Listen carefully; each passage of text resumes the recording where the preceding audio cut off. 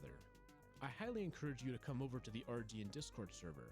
This is a place where some of the best Minecraft theorizers on the internet come to discuss their theories. Do you think you found something? If so, join us using the link in the description. I'm excited to hear from you. Before we conclude But today, you see I with want to tell you about overloads, a cause that is dear to my heart. The I'm I Glad You use Stayed one project. sailfish, Fair warning, this is a heavy subject. one but it's Saradomin important. brew, I have a friend named and one Abby blue Slade blubber. who told me a story. Abby had an You internet just friend click all named 3 of Dylan. those at once, One and it'll evening, full heal Dylan you. told Abby that he didn't want to be alive anymore. Abby and her mother called the non-emergency number, but realized that they didn't have enough of Dylan's personal But you information. can't do They were that fortunate until to get you Dylan's have address from a overloads. mutual friend. When the emergency personnel got to Dylan's house, they found him and took him to the hospital, where he was in the ICU for 4 days before officially passing away. The first time Abby saw the person that she connected with the most, he was laying in a casket. Or what I'll do It was is at I'll this have my moment that pack she yak knew eat that this it, should not be and a then I'll click the universal brew, and then I'll experience, click and the she blue decided to blubber. start a And nonprofit 5 years none later. of those eats The I'm will Glad You lower the Stayed project adrenaline. strives to educate Eating the through public, pack yak especially doesn't teenagers, lower on real-time adrenaline. suicide prevention Brews don't actions and lower resources to adrenaline, save and the blue lives of those blubbers don't struggling with lower mental health. adrenaline. The project provides Just Keep Swimming 988 wristbands and pamphlets to anyone who wants one. They have sent out over 21,000 wristbands and The 11,000 thing is, if you make pamphlets to potions, schools, what mental you want to health do is organizations, use doctors' a offices, brooch and of the individuals gods in 30 and states use and a 4 countries. the porters. If you or someone you know is struggling, You'll you get are not alone. free potions Go out to of it. I'mGladYouStayedProject.org to learn more information. Massive amount of free The link is in potions the and description. components. If this is a cause that resonates with you, I encourage you to make a donation as well. If you want to show support in a different way, you can get a wristband and Porters a pamphlet meaning at portable no cost to you. workstations that There is you hope, set up. and the I'm Glad You Stayed project helps share that hope with the world. This has been Retro Gaming Now. Thank you so much for watching, and I'll see you all in the next video. Have a great day.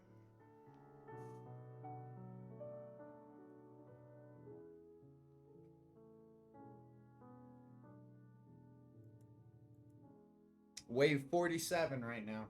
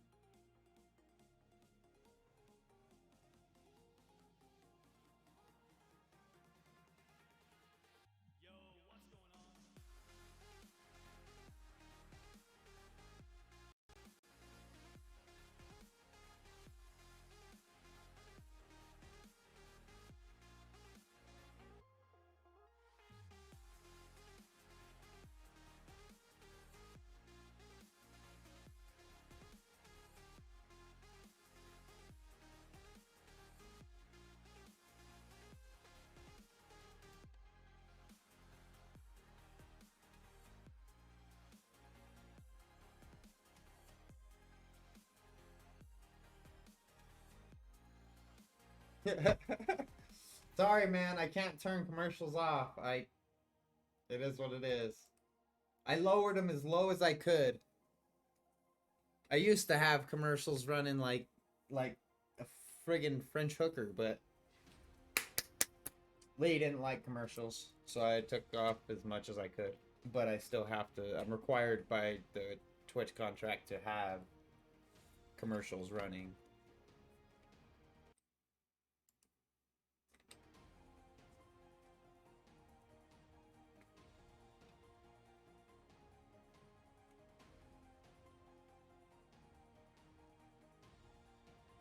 And hey, every commercial you watch, it benefits me. I get like 1 cent per commercial or some shit like that. More like 25 cents, but yeah.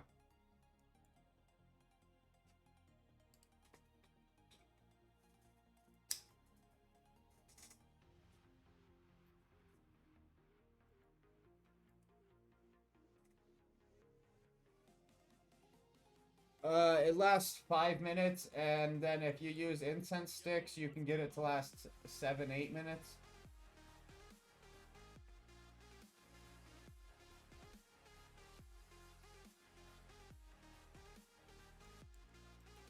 That's why I used incense sticks until I realized that they went down by levels. once I realized your skills went down by levels because of the way you were potting, I couldn't use the incense sticks. The incense sticks didn't matter.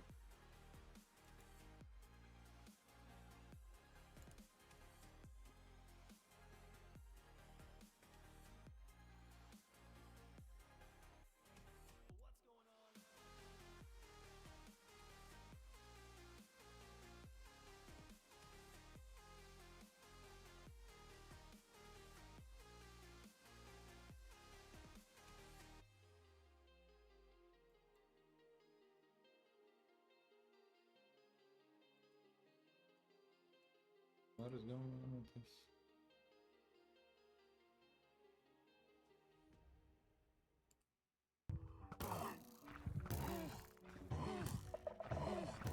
I just want to see if he does have a drop. I don't think he does.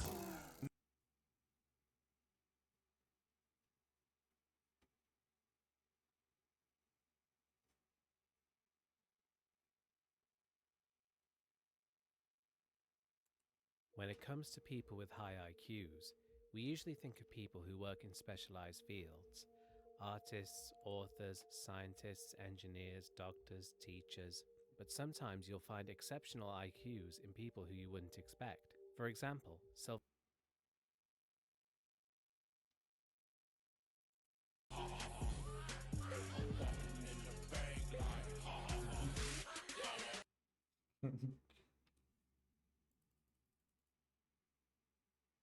Twitch TV. Alright. I don't know what he's doing. A fair warning, this video regards a horror game, and it will feature some creepy sounds. It will not contain any jump scares though, I promise. This is best experienced through headphones.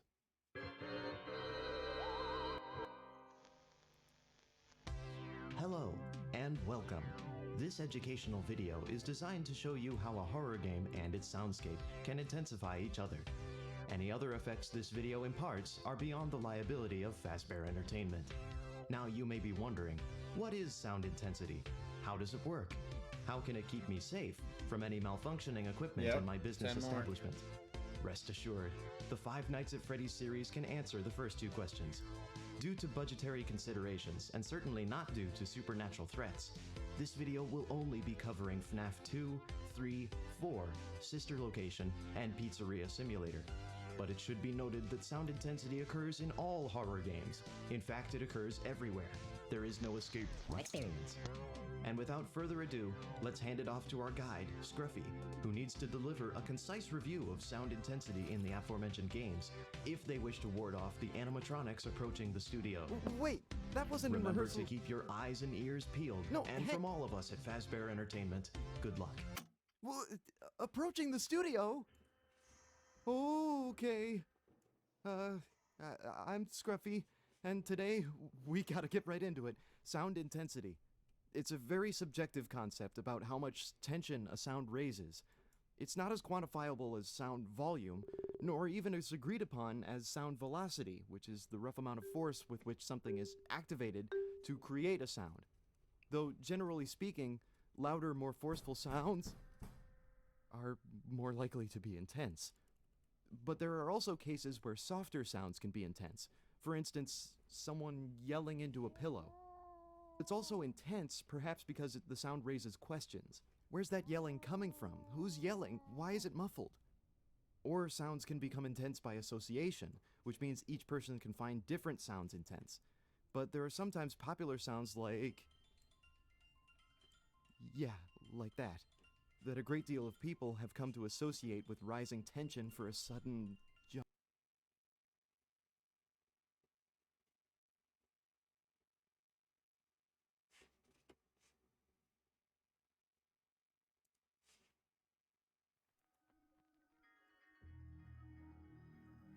in professional wrestling, there's always two kinds of characters. There's the fan favorite good guy or babyface, who the crowd always rally behind, and the villainous heel, who the crowd are meant to boo and root against when they wrestle the babyface.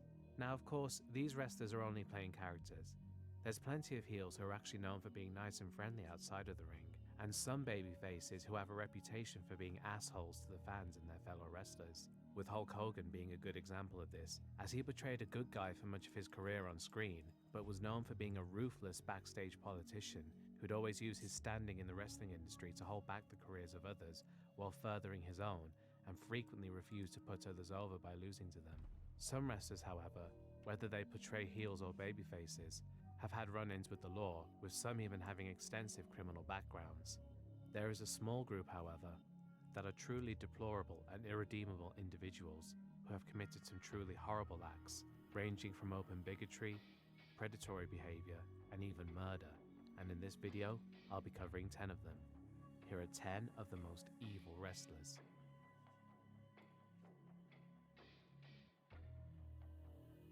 Hoyt Richard Murdoch was an American professional wrestler born in 1946. He was a second-generation superstar, being the stepson of Frankie Hill Murdoch, and also grew up with future wrestling legends Terry and Dory Funk.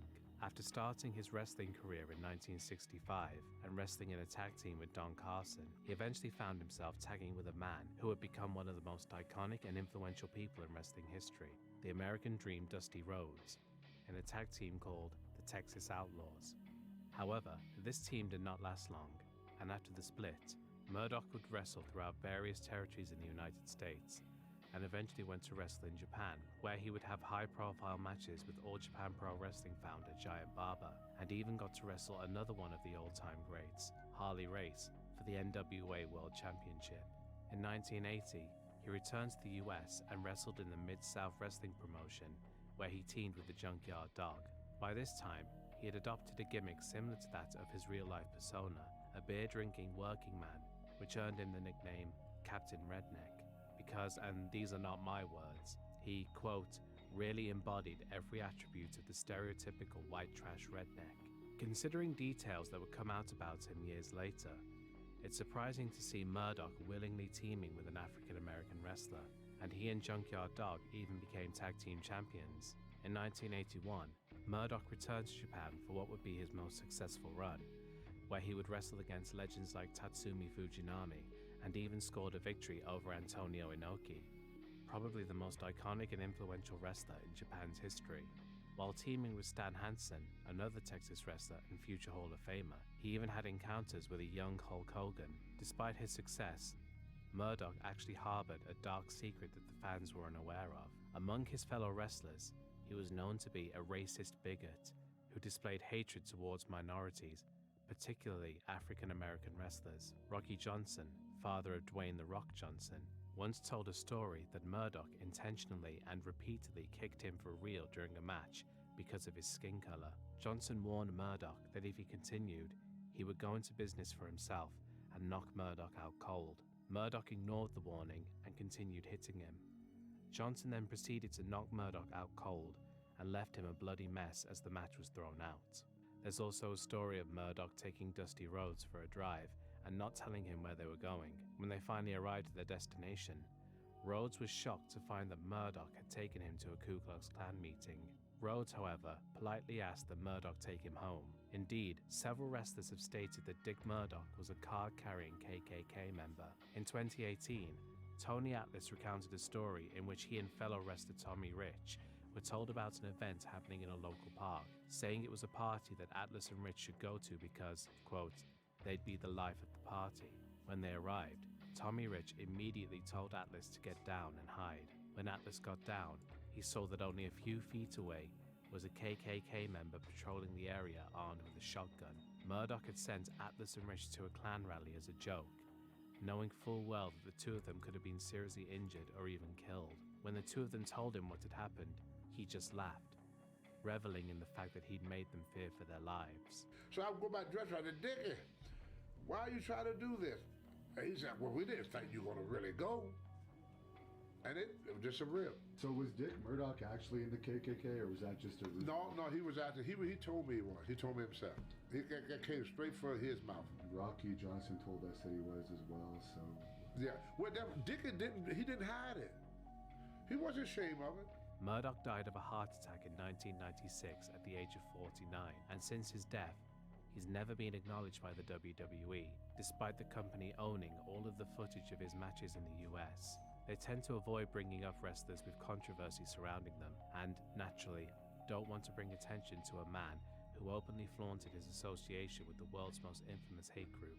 There will certainly be people on this list who are worse than Dick Murdoch, but there's no denying that as an open racist, he was definitely an awful person.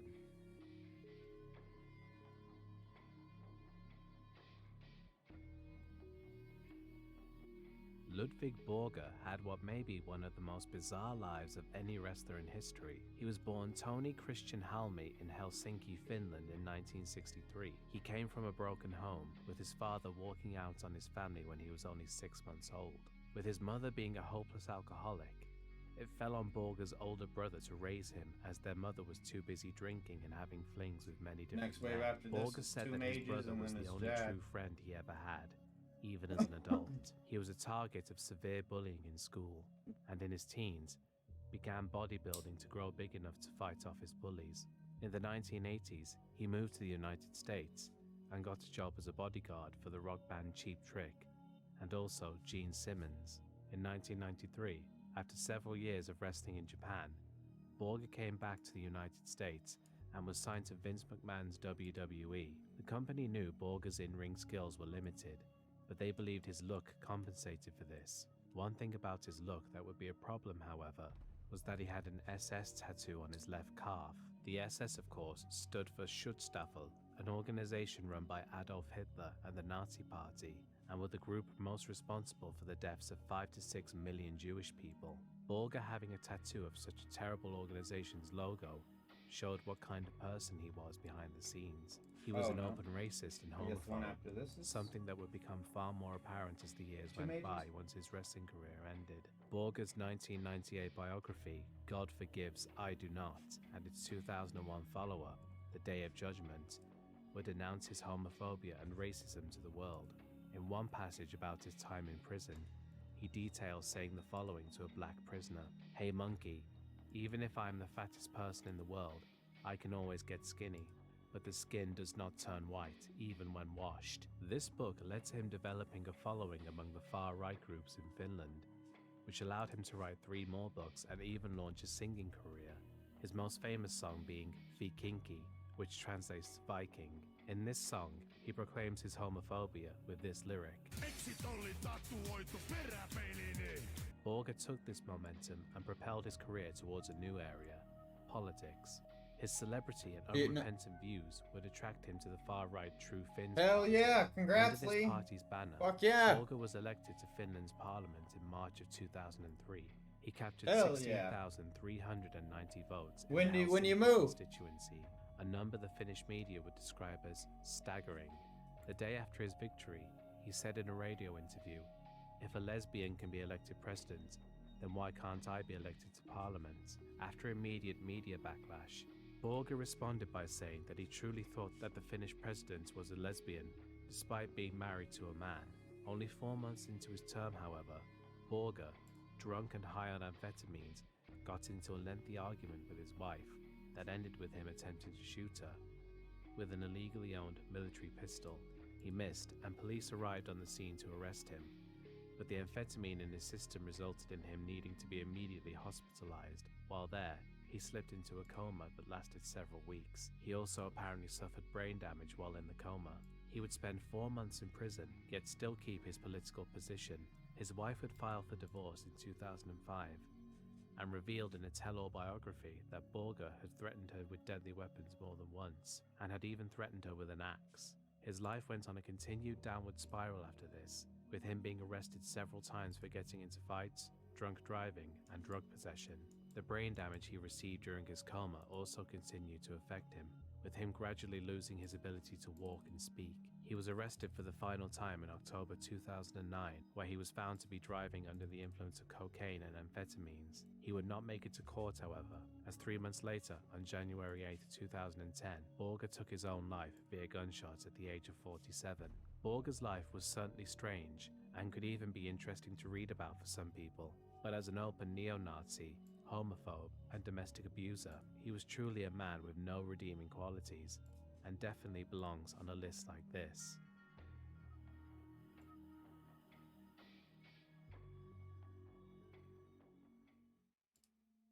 Tom Billington was a British professional wrestler born in Lancashire, England in 1958. His family had a long history of taking part in combat sports, with his father, uncle and grandfather all being boxers, and prior to that, his family actually had a history of being executioners. He began his career in 1976, and after spending 2 years wrestling in the UK, he was scouted for Stu Hart's Stampede Wrestling promotion in Calgary, Alberta, Canada. While there, he would wrestle Stu Hart's sons, most notably a young Bret the Hitman Hart, who has since gone on to say that he considers Billington to be, quote, pound for pound, the greatest wrestler who ever lived. It was in Canada that Billington would begin to take steroids after being introduced to them by fellow wrestler the Junkyard Dog, and would also start taking speeds, which he had been introduced to by Jake the Snake Roberts. After wrestling in Canada for a year, Billington made the move to Japan. In 1982, Dynamite Kid had an instant classic with Tiger Mask for the WWF Junior Heavyweight Championship at Madison Square Garden in New York City. Some consider this match to be one of the greatest matches of all time. Billington left Japan to join the WWF. It was here that he would form a tag team with his cousin, Davey dude. Boy Got Smith. the keys and The two would call everything themselves now. the British Now, damn, Bulldogs. hell yeah. While the two enjoyed success, Billington became greatly disliked by his fellow wrestlers due to his erratic behavior. Many saw him as a bully due to the mean-spirited Hold and on, Thomas, sometimes don't log aggressive in yet. pranks he would play on the other wrestlers. The most infamous prank was on a young wrestler named Mitch Snow, who Billington believed talked too much. As a prank, Billington drugged him with sleeping pills, defecated in his bag, and shaved off his eyebrows. He also once brutally assaulted fellow wrestler Jacques Rougeau backstage. Rougeau retaliated by attacking him with a roll of quarters, knocking out 4 of Billington's teeth and leaving his face swollen. In 1988, the WWF, having grown tired of Billington's behavior, fired him. He then returned to wrestling in Japan. During this time, a back injury he suffered in 1984, plus an arm injury sustained while So on you tour starting to caused pack him to become tonight, even Lee? more aggressive. But this time, he turned his rage It on is- his wife. it's hid. His wife, I think, Michelle, isn't it? who is the sister of Bret Hart's ex-wife, Julie, has gone into detail of how violent her husband could be. It started with the verbal abuse and, you know, putting me It's down hid. in front of other What are you people. talking about? It's hidden. you fell in love with. No. He was the gentleman that Is it not hidden? kicked out I'm his pretty wife sure and it's 3-week-old hidden. baby. The most infamous story of how he treated her involves him waking her up with a gun pointed at her head and telling her that next time it would be loaded. Another story also involved him pointing a gun at her face while dragging her by the hair. Billington's abuse of his wife pushed her to consider taking her own, as well as those of Oh her yeah. children, so that they Everybody could all knows my escape. username. I just wanted to get out, and the way I was going to get out was I put my 2 children on the bed, the master bed, Bronwyn and Merrick, and Tom had a lot of guns, so I went to get his gun, and I wanted to shoot Bronwyn and Merrick, and then myself. And the only reason I didn't do it is because I couldn't guarantee that we would all. Finally, in 1991, Michelle bought Billington a plane ticket back to England, making it clear that she wanted him out of her and their children's lives. He responded by telling her to leave their home instead. She refused, which enraged him. Billington grabbed a gun, threatening her to leave, and even putting the gun to her head. All the while, their children watched in hysterics. Michelle called the police, but ultimately, she took the children and left. He returned to the UK later that year.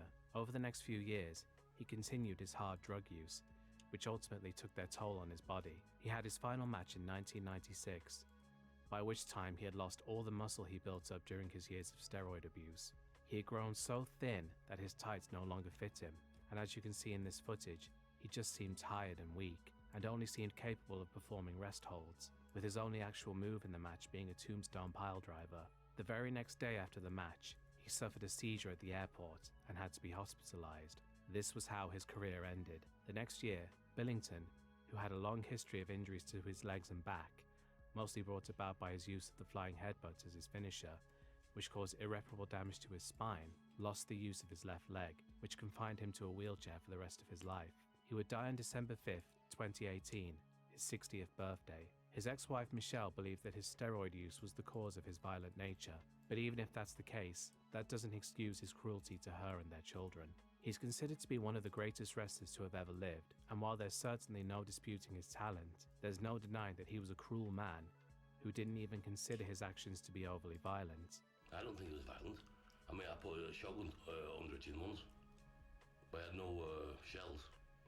I only pretended that. Seeing how he turned out makes you think that karma really does exist.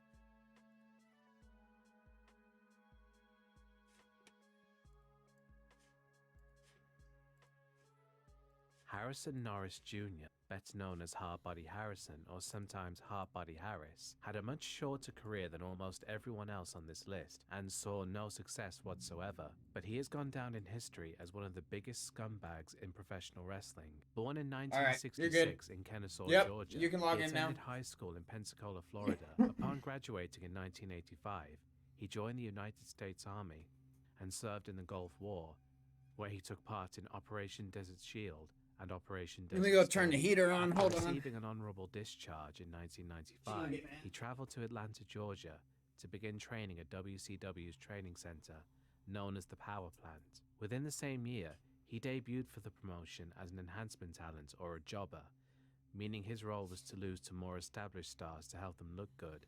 Indeed, in his 4 years with the company, Harrison never won a single match, and the only thing people knew him for was his bizarre ring gear. He wrestled his last match for the company in 1999, but he remained under contract until 2001, when WCW was purchased by Vince McMahon. Harrison's contract was not picked up by the WWE, and he retired from wrestling soon after. Upon stepping away from the ring, he was involved in a multi-plaintiff lawsuit filed by Sonny Ono on behalf of WCW talent against their former employer, AOL Time Warner, charging the company with racial discrimination. The suit was settled out of court, for which all the performers, including Harrison, received a large financial settlement. Following his WCW days, Harrison competed in the FX series Tough Man, capturing the show's heavyweight championship in 2000.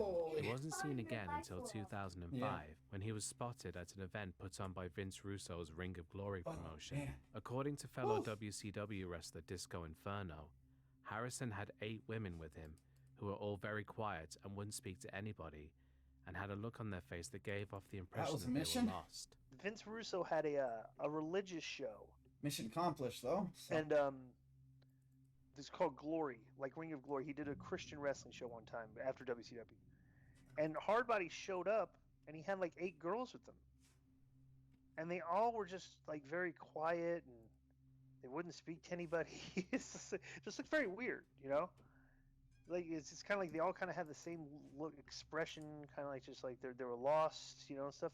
Little did anyone know at the time that these women were not Harrison's friends. They were his prisoners. Later that same year, Harrison was arrested after it was reported that he had been keeping 8 women captive in his home. He was charged with aggravated sexual abuse, forced labor, sex trafficking, Had to, man. conspiracy, and My witness brother. tampering. Harrison, serving as his own attorney, Alright, let me contended that the women lived here, close that. Why is my camera on? I didn't know my camera was on. Well, it matters, but...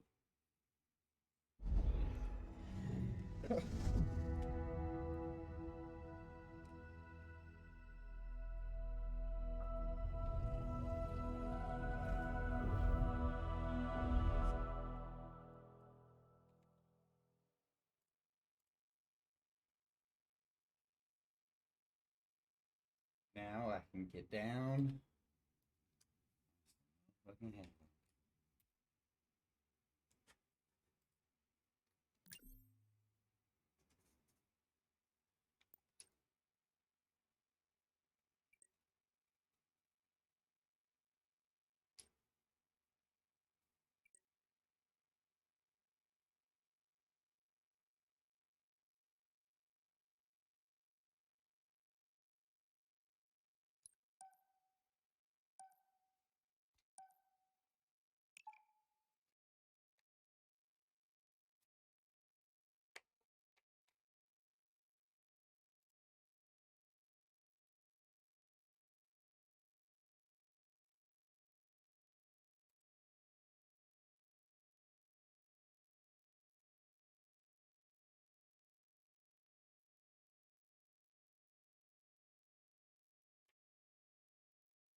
Oh shit! How do I cancel? Back. Back.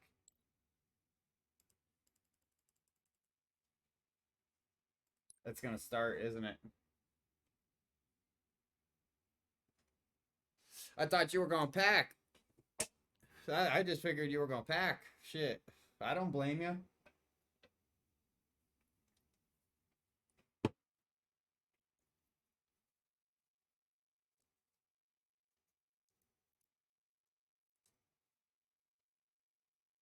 Can I exit the game?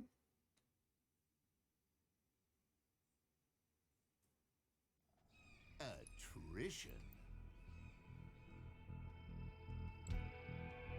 Let me know if I should.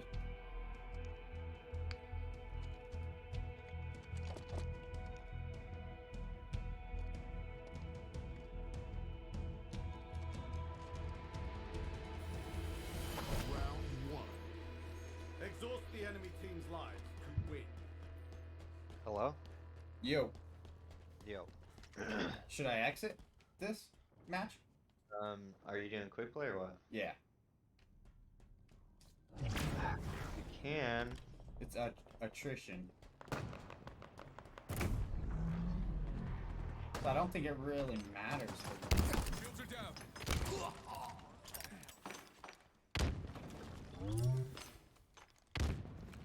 Yeah, I don't think it matters in quick play either. I don't know. Because you don't want. I did it.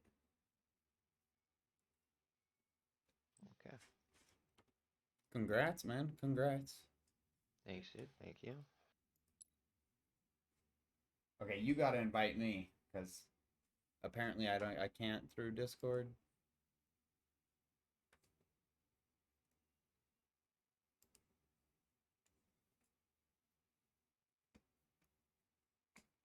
Invite you through Discord. Yeah, I went to what you told me. I went to the friends spot and then find friends, and it says Steam or Discord. We can do Steam too. I don't care, but then you gotta add me on Steam. It's because I don't let. You know what? I might actually just be able to right click you and ask to join. It's because I don't let them know what game I'm playing. You don't have an option to ask to. Hold No, on, there it fuck. I have to update my drivers. I knew I should have just fucking told you to go. is. Yeah, no worries. No worries, bro. I don't mind.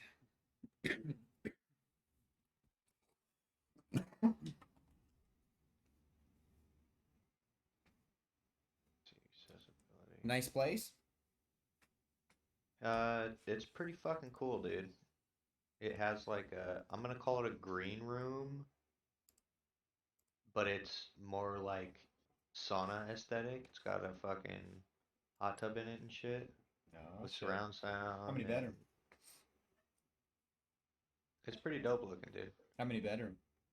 4. Well, I'm gonna call it 3.5. Motherfucker, you. I mean, I guess. Did you buy it? Did you buy the house? No. I'm renting. Houses are too expensive right now. Why are you renting a 4-bedroom? Motherfucker, it's just you and your girl. You don't have kids. Yeah, but I need a gaming room. Oh my god. And does And your then girl need an exercise And then I need room? a guest room as well. Oh, okay. I guess.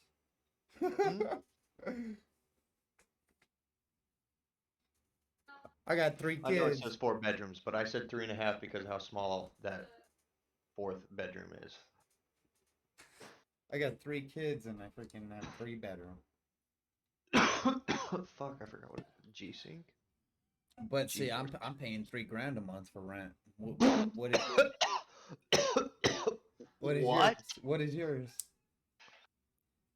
What? That's what it is in Colorado, bro. Wow. Mine is $2,200 a month. Yeah, you could probably in Colorado for $2,200 a month. You could probably get a 1-bedroom apartment. Yeah. Oh shit! Yeah, that's what it is. And I'm in a house, so I mean, I'm paying a lot, but I got a good deal. Right. I have a nice backyard, my own stream room. Kids have their room. They're all girls. Oh, that's yeah, that's really good. You kind of need that. Yeah.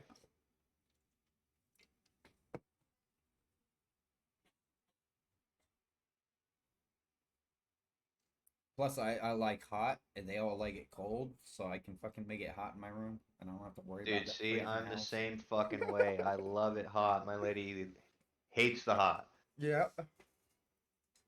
She's the ice queen. But I mean, like, actually the queen of ice. Wife's calling. 1 second. Wait, you tipped this back the way. Huh? Babe, that's where the hole is. Tip what? What? I'll be right back. Well, while my drivers are updating, I think I will. Some tapatio. You gonna hook me up with a plate, Bam Bam? You gonna hook me up with a plate?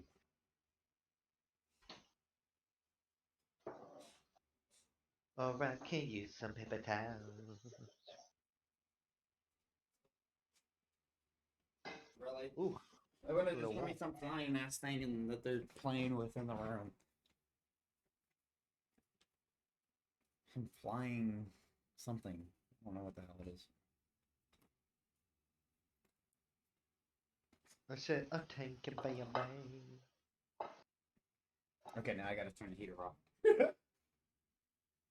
Gets a little bit hot. Add some of this hot sauce in here. Ooh. Okay.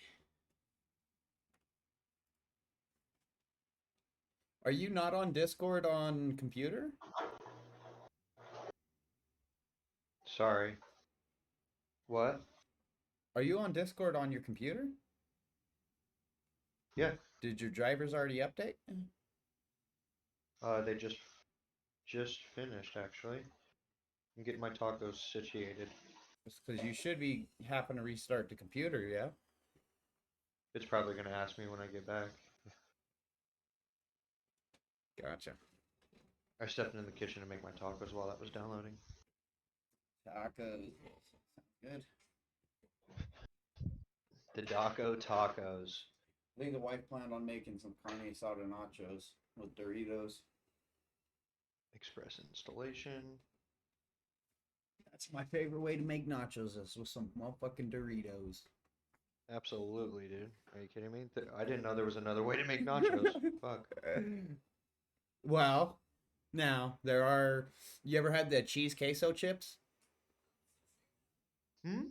The cheese queso ruffles? They're in like that, like super green fluorescent bag, and they smell like ass. No. No, they're pretty good with nachos. But they smell like straight ass when you open the bag. 'Cause it's like fucking super cheese queso, you know.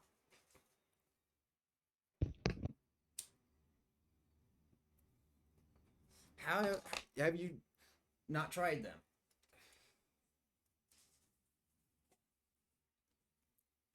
Oh, there went your restart.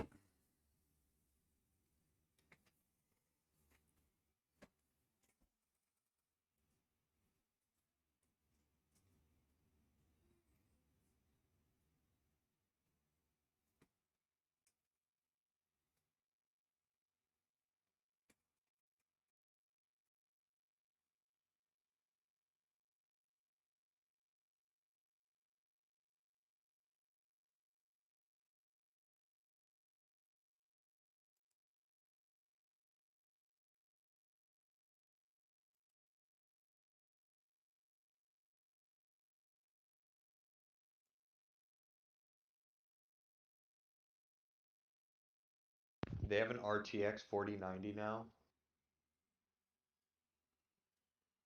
Have you been talking the whole time? No, I just started talking. Oh. So you didn't go through reset yet? Uh-uh. I thought it cut you off. That's what it did to me, was cut me off from Discord, and then it cut me from the stream, and then it said I needed to reset. It hasn't got to that part of the install yet. What, you got some poking ass internet or what? Yeah. What kind? What company, I should ask? Spectrum. Spectrum. Okay. No, I think we pay for, how much do we pay for? Is it a gig?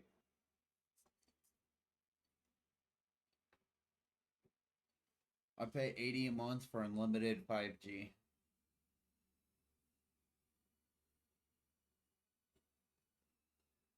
Wait, so is that like cell phone internet or what? No, it's I don't know if it's called 5G. It's the one that's competitor with fiber optics. Only, you know, when they put those green poles up everywhere and everybody's like, they're gonna control our minds.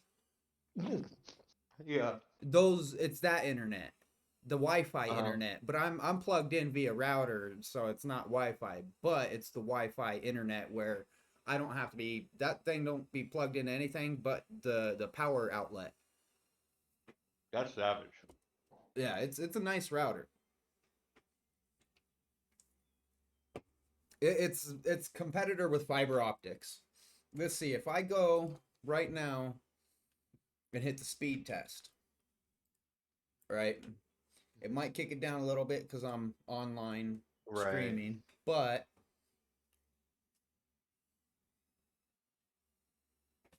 do you see my stream right now?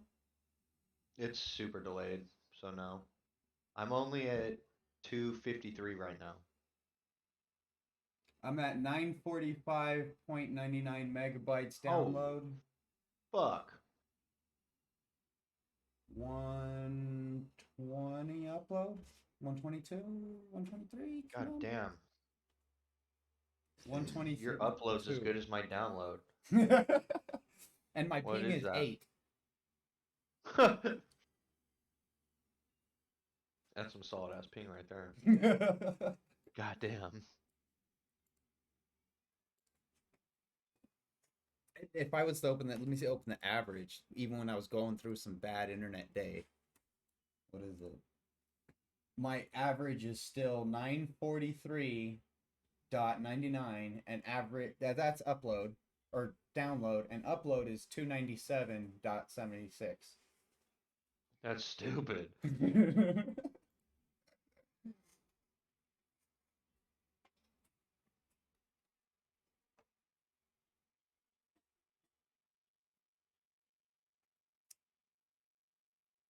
So, tell me what you want, what you really, really want.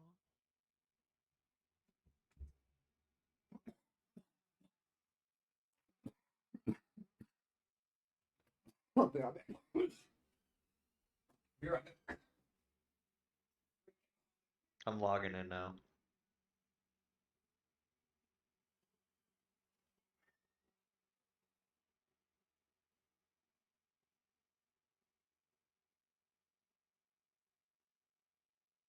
Bunch in. Move, baby. Good girl. I'm going to do bunch. My angel, bunch. Good girl, bunch.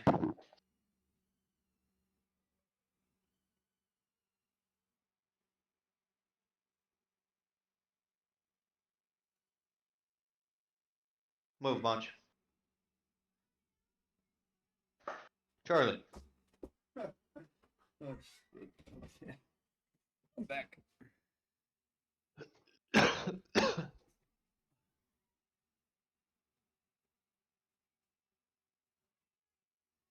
Okay.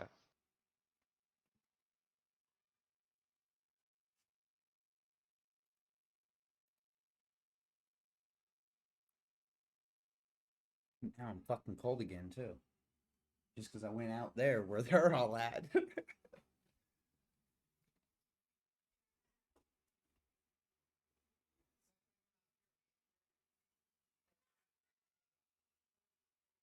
There.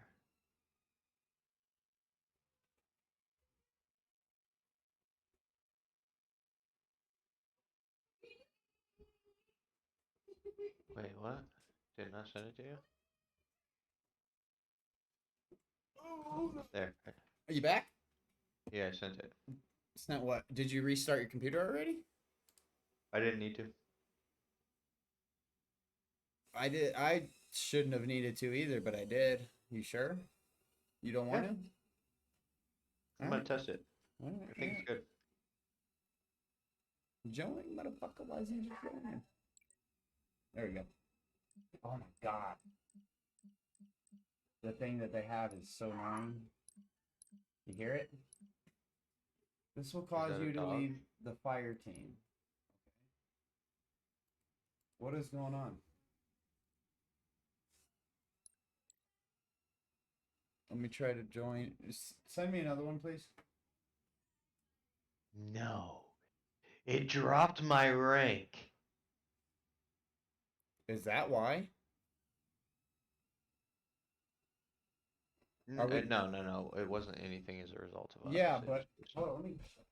I think it's because I haven't played since it first came out, and now it's in season 2. So because it's season 2, I'm unranked. You're unranked right now? Yeah. Oh, so then we shouldn't have a problem. I was thinking maybe if you were high rank, then we wouldn't be able to play together. What's your name on here? The Watcher 9865.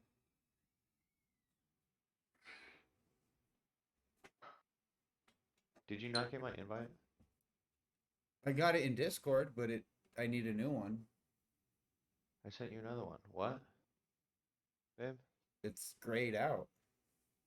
There, I just sent you another one. That's grayed out. What the fuck?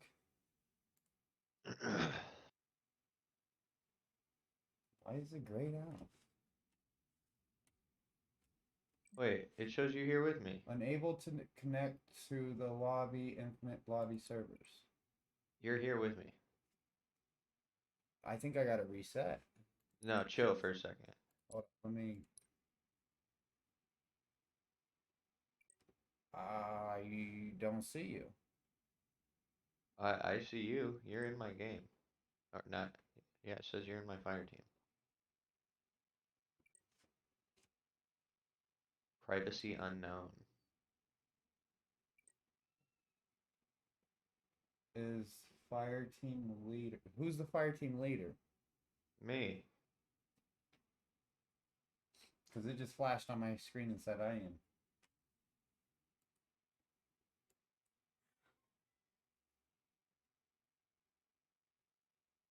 Oh, wait. It's not gray anymore. I can join you. You're already here. I'm gonna have to reset my game. I'm telling you, I'm not there. It's glitched. Oh, because I'm not synced to It's fucking. going to die. I gotta open it through Steam. Because it needed to load something through Steam, apparently. Now I'm opening the game again, and it's going to take 15 years to open. Yeah, because you gotta sit through this whole mountain bullshit scene.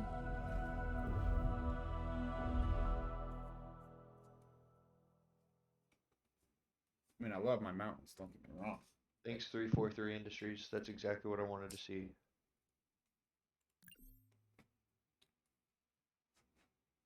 Okay. Why do I have an exclamation mark on my thing? Now what the fuck did you do? Okay, we're good. I was like, really? You're gonna have all the technical difficulties, like, once I finally get home? Right? That's fucked up. Oh, man. Heater off again.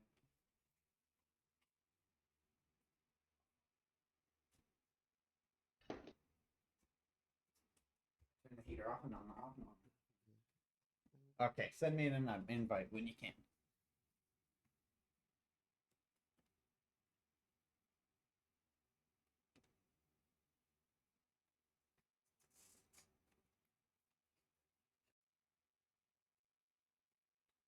I need to create some emotes. You should just make a bunch of dope ass eyes. I was going to, and I was well, thinking see, about look, joining your cult. see, and look. I was gonna like change my name to something in You see my relation to name? Watcher. Huh? You see my name? Yeah. You see the I by my name? Yeah. Yeah, that was the plan. That is the plan. Not was. That is the plan. I was like, yo, dude, I'm gonna join the Watcher cult, and I'm gonna change my name to something in relation to that. The Seer. Yes. Guess how long that took? Oh my. Sold. Sold. I need to change everything right now.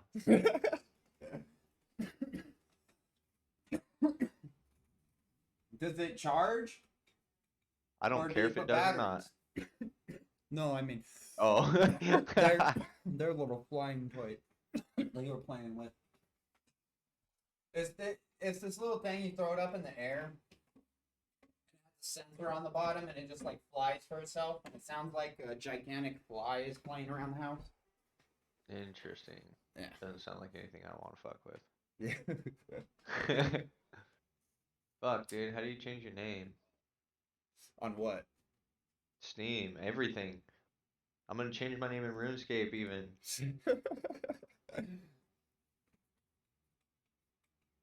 I don't know how you do it in Steam. That's How a do I good do it on question. here? Spartan ID.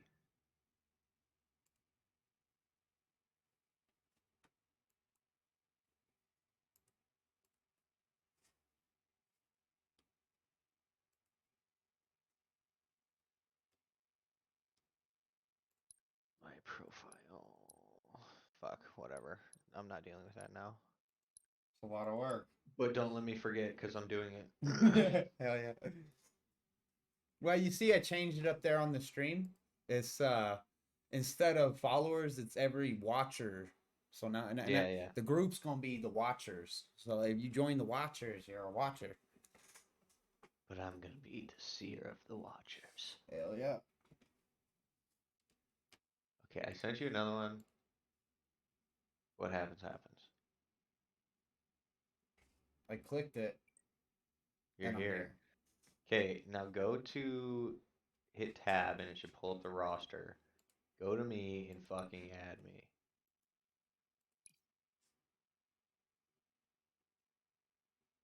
Add you. There is no ad. It's a wonderful question. Yeah, there is no ad. This is stupid. This game doesn't have ad. How the fuck do you not have ad? You don't have a friends list on this game. Well, I do though, is the thing. Let me see. Where the fuck did I go for it? Well, if I click friends, it says no players found. Oh, look at my way. Where the fuck was that?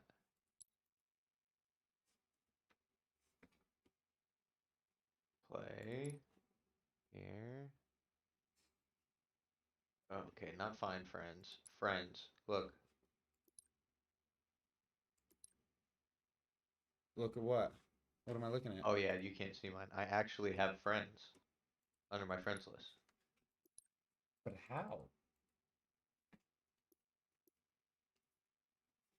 No clue. Recent.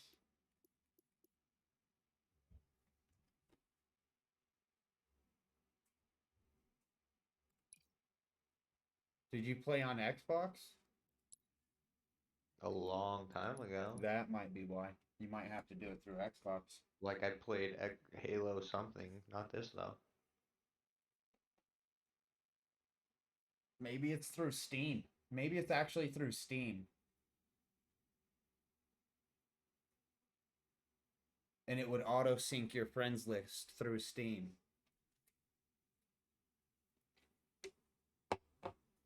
Oh, I can't do Seer. I can't. Oh no. I guess I could do the Seer, because Seer isn't technically wouldn't be necessarily be my name. There's a guy in my campaign I've been friends with for years, and his character name is Seer. Like Sears Village? Like SEER. I'm pretty sure, yeah. I'm not sure what he referenced it as, but Let's see. Do you know what's great for finding extra alternate names?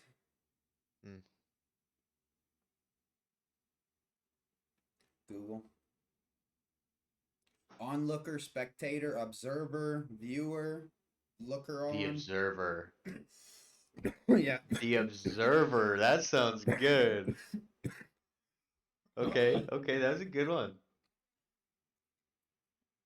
What do you think, babe? How does that sound? Does that resonate with you? The Observer. Attrition. Live Shared fire, response to the attrition. enemy response. Okay. Kick some ass. Take some names. Okay. We just need to stay alive. Well, kick some ass and take some names and stay. I'm about that BSM like Dr. Disrespect, violence, speed, and momentum. An alias. Whittle Go down for the their sniper. Come upstairs for the They are sniper. utterly spent. There's people already coming this way. Damn it. I already died. Oh no, I gotta turn my DPI up. This is not okay. There's two of them already on me. Holy shit. As soon as I fucking spawn, they're on me. Like, what the fuck, bro? Lives nearly depleted. Hold on a second. As soon as I spawn. Gameplay. Bro, I fucking swear, I'm gonna report this motherfucker right here for cheating. They're just running in a circle around the spawn. He's killed me the same person has killed me every single time, no matter which wall I'm behind. No matter which fucking wall. Watch our flank, watch our flank. Coming on the flank.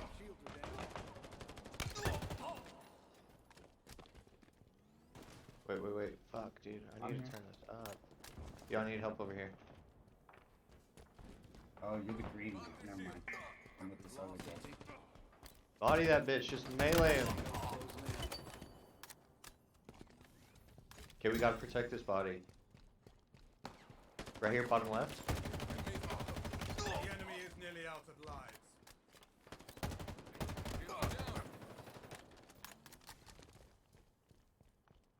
Active camo inbound.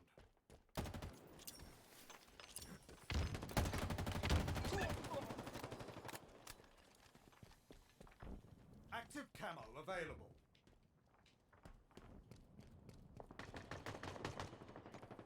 They're coming through top mid. One might drop left, bottom side. One's looping left, far left. Up top still. Oh. Both sides, on the right. God damn it. I should have zoomed in. I needed to fucking.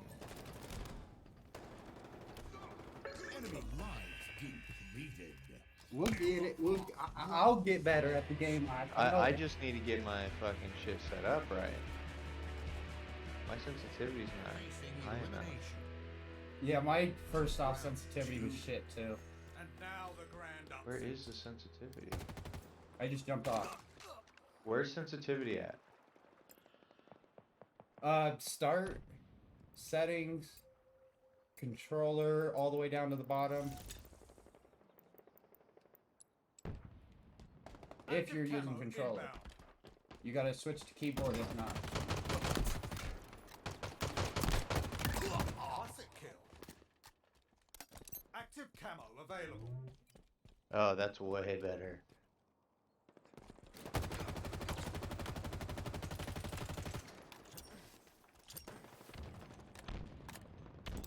Fuck. Alright, let's group up. I'm ready now. There's two up on top ridge. 3. There's 3 over there. Be careful. 4. 4 over there. We need a group. That's for sure. That's what they're doing. I'm right behind you. He just dropped down below. He might come up backside. Yep. He just hit me from the back. Right there. On the left.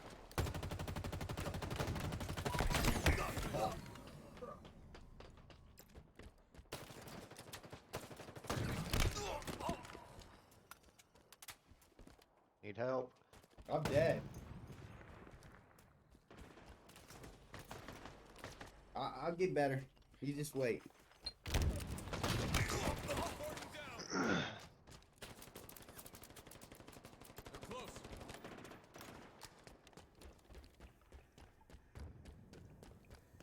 This is technically what, like my 3rd game? Yeah. Yeah. I got like 4 kills that run.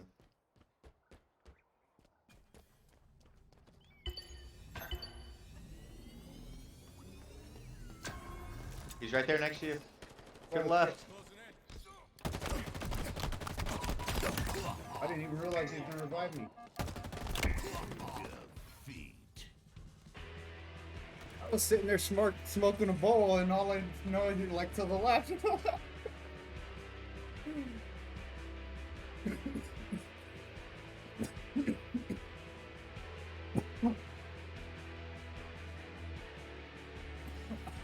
Took me a second to get dialed in, but once I did, I just had to get my DPI up a little bit. It's nice. Alright, 6 and 6 and 1. I was 3 kills, 8 and 6 assists. See me all bougie out over here? Huh? You had 6 assists? Yeah. That must have been the kills I got.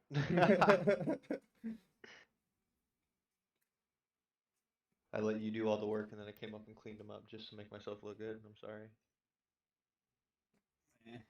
As long as they died.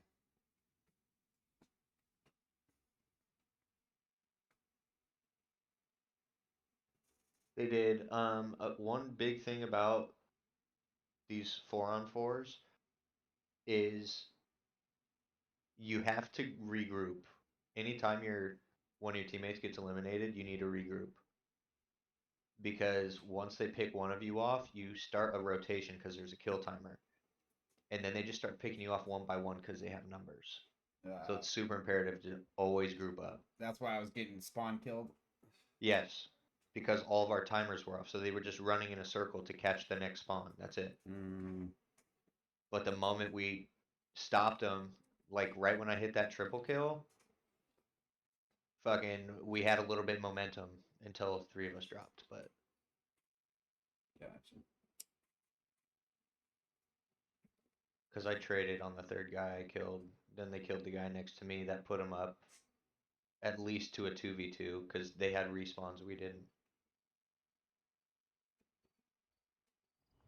Oddball.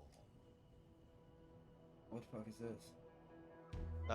There's a ball that What's a spawns ball? in the middle. You pick it up, and it slows you down. You pretty much guard your teammate if he has it. You kill anybody that not your team that has it. Whoever has the ball for 200 points wins.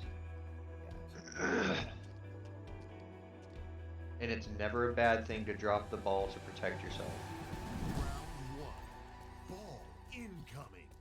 The longer you hold the skull, the more you score.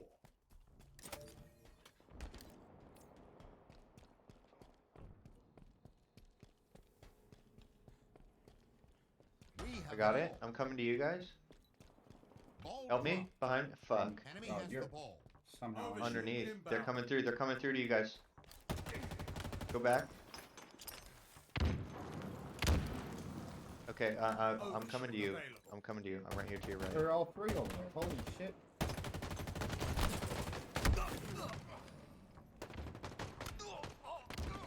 Ball drop. Ball drop. I got the sniper. Okay, somebody grab the ball.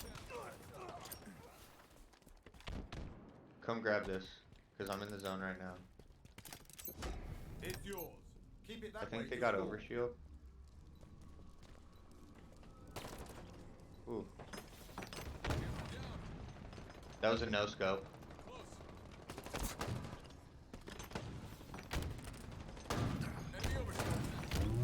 Gained the lead. He's one shot in on the bottom. He's one shot in the bottom. I've got the skull in my hand. No, drop the skull. Oh, drop the skull. Fight, protect yourself. That's why I dropped it. How do you drop it? Switch weapons. Oh, okay. I started punching him with it. Yeah, you can do that too. Ball dropped. Grab that bad boy. I'll protect you. He's right here behind us. Punch him. He's one shot. Got him. Inbound. I'll take that.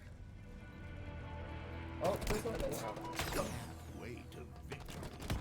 Ball dropped. Enemy has the ball. Ball dropped. We have the ball. It makes you so slow, bro. Ball dropped.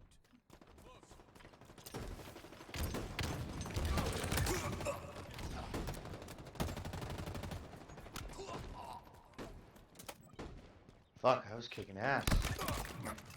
Bro, I'm 9-3. Keep a tight grip on that. Come to me, back up, go the other way, go the opposite way, turn around. Turn around. He was. Yeah, I know, but you were running him away from me. Oh. Fuck. They're taking it somewhere else. Yeah, regroup. I'm coming back in 3, 2, 1. Enemy has the ball. S7 sniper inbound. Hold on, I'm here with you now. I'm here with you. Behind you, turn around.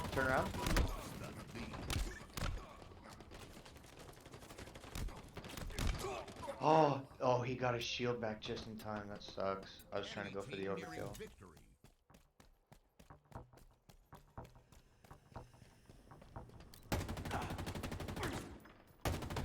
They're all three underneath.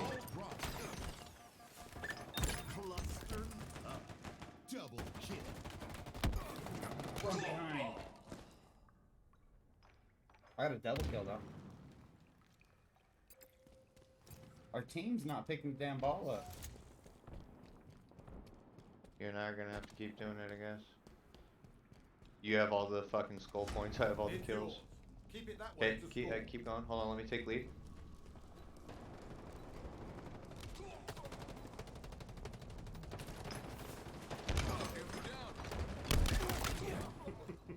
I killed him I with the think skull. not. Triple kill, baby. Gained the lead. Come this way. Round 1. Got it. Look at that, 16-6. Enemy team facing elimination. Ball incoming. Straight to. We've got this in the I want bag, to pick up eh? that sniper.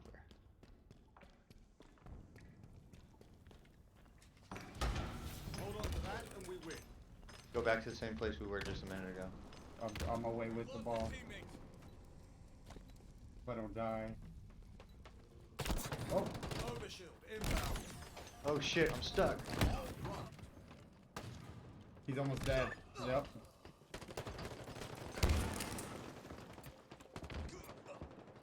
Enemy has the ball. I'm gonna have to change my sniper settings. That's irritating. It's on toggle. Another one down. Ball dropped. Shields on the field. Nade him. Melee. Where the fuck did he go? Enemy has the ball. Lost the lead. Yo, nades spawn all over the place, so spam those bitches when you get into spots like that.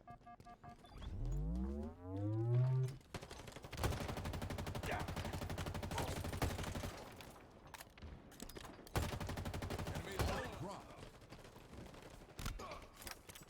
Triple It's kill. yours. Keep it that way to score.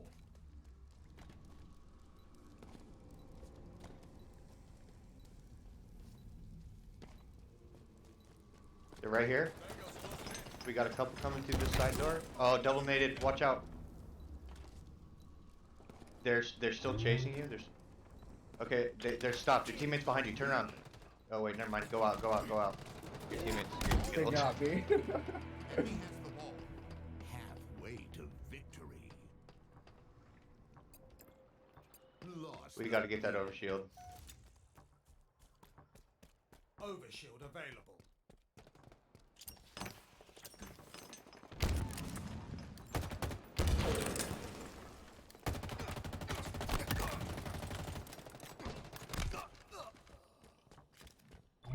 He's underneath.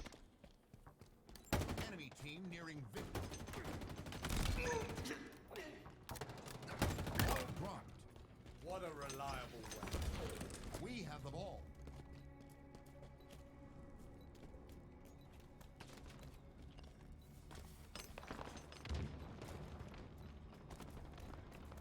Another one down. Ball dropped.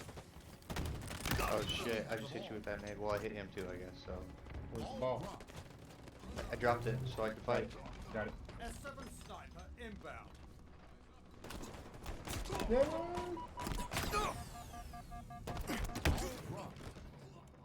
I tried, dude. No, you're good. There was more of them, not just him. Enemy has the ball. Ball dropped. That was a perfect nade.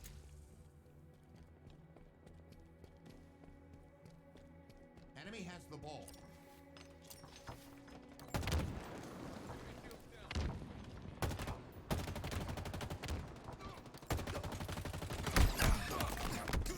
Round lost. Fuck. Damn. Yo, dude. Fight. If they're near you, just fight. Don't try and run away. You have to fight. Incoming. Good. A win is in reach, Spartan. Because it's only you and me. Our teammates don't exist. So you and I have to win this for us somehow. Enemy has the ball.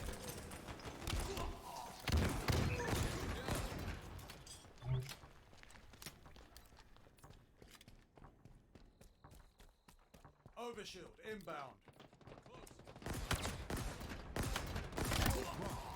Deftly mangled.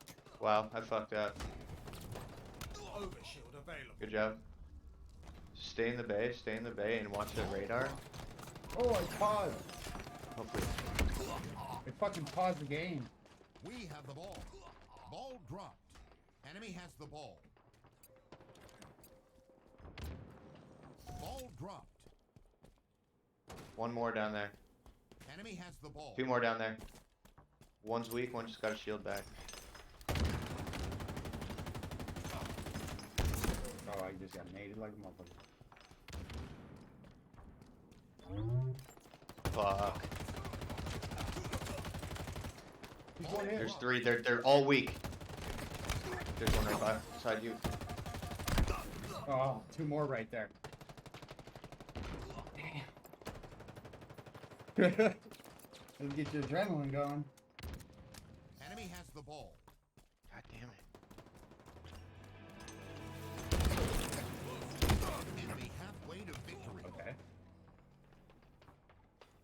All behind you with bombs. Ball dropped.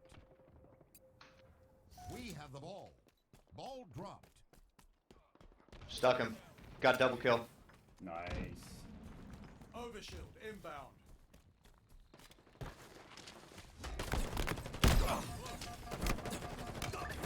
Go upstairs towards the sniper, the yellow icon.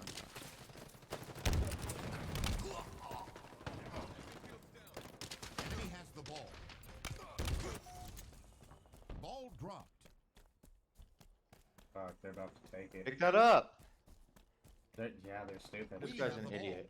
Yeah. I'm fucking destroying these kids. Why not hold the ball for me? Ball dropped. Let me do work. Behind us. Ooh, no, he got an overshield. That sucks. Oh, he's right. Enemy has the ball.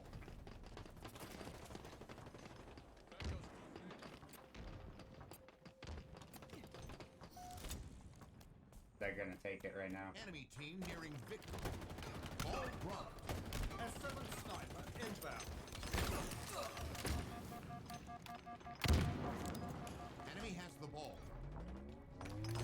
fuck is this guy even shooting at?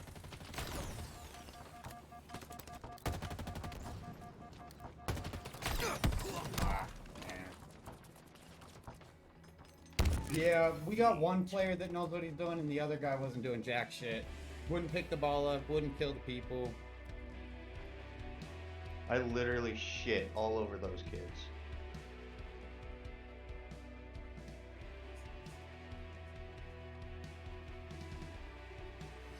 That was a pretty fun one, though. A lot of action.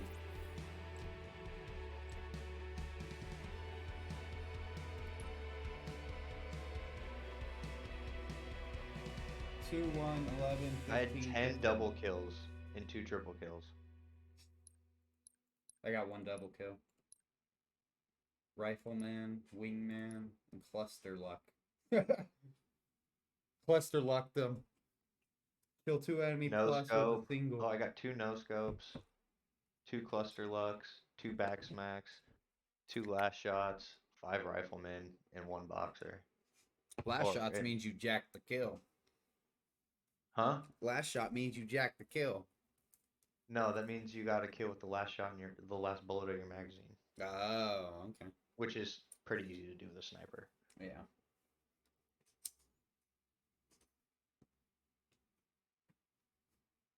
You quick scope or what? I no scope. You're one of those tryhards. That. It's just easier to do Yeah. One flag. because of the pace of the game, you know? Fuck, I don't like flags. But, alright. Give me that fucking little driving thing, bro. Where the hell is that?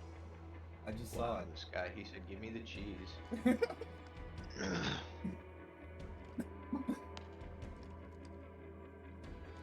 Dude, your pistol is your best friend. If you can hit shots with your pistol, It's better than your the rifle. battle rifle and the pistol are the 2 best weapons besides any boost weapons. You have one job, Spartan. Protect the flag. Oh, there's gonna be vehicles in this. There's vehicles on this map. Yep. That's what I say. I want that flying vehicle that I was fucking people with earlier. Not flying, but That's what it's called. The repulsor. They're all down here. Repulsors. I'm with you. I'm with you.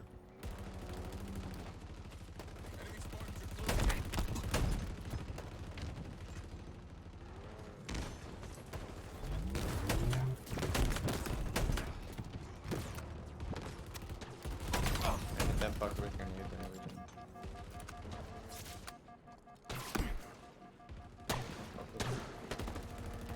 We could get our tank. There's a war on there.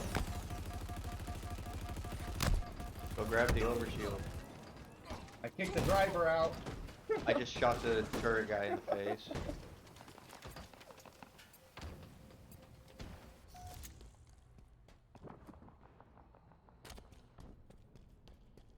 Wow. Get destroyed, kid. That car thing's coming up from over there, I think. Behind us. Turn around. Turn around. I got him. There's one right there. I need to get better with the fires. How accurate is hip fire on this? Very. I very rarely zoom.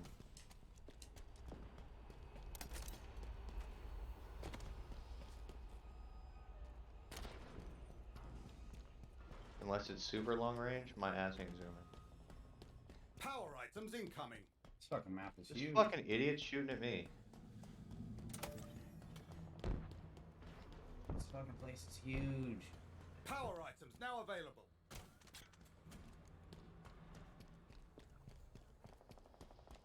Finally, I'm back.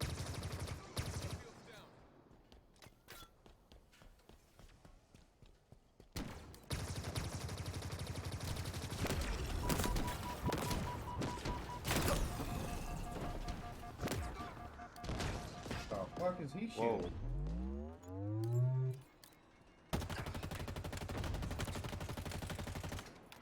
Grab the skewer, dude. The skewer fucks vehicles up. They can't run from you. Where is their Fucking flag? dork.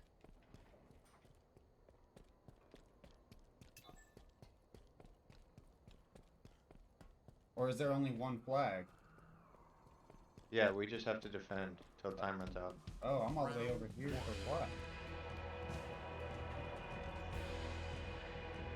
Now we have to take it, right?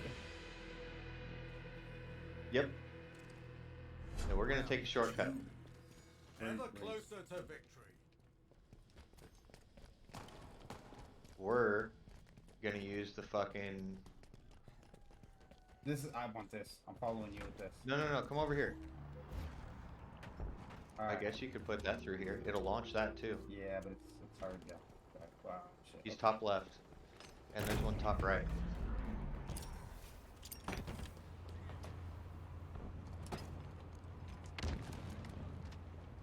What is this Yeah, plasma this repulsor. thing? Another one down. I just hurt myself.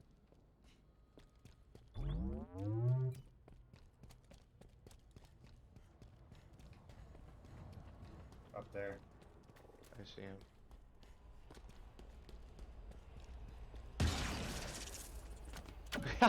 Did you see what I did to that guy? Go get in their vehicle. I'll carry you. I'll carry you. Come over here. Come over here. Careful, that dude's shooting a stupid ass cheat gun. I know how that works. Hey, come over here. There's a vehicle. I'm coming. I'm coming. Oh, somebody's got you right now. I see it. Where's he going?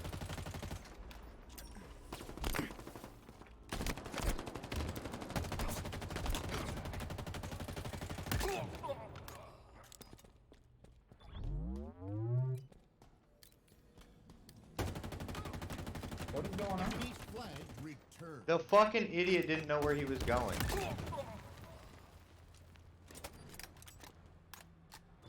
Damn. He got us killed. Let's go. These guys suck. Let's just kill them and take this shit. Yeah, that's terrible.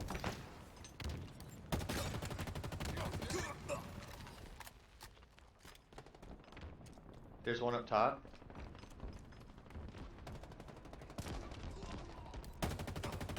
Enemy flags in allied hands.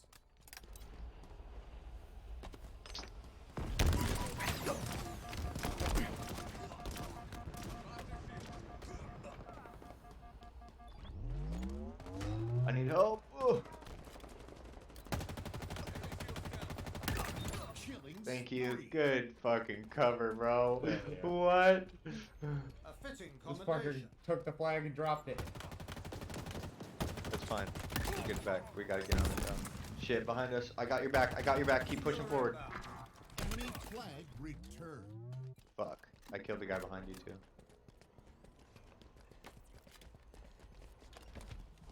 Round lost. Fuck. Damn. All because of our teammate. Why do we get such shit teammates? I don't know, dude. Is it because we got a rank first? And this time we mean it. Well, they're not taking the flag. They're that bad. But we won, at least.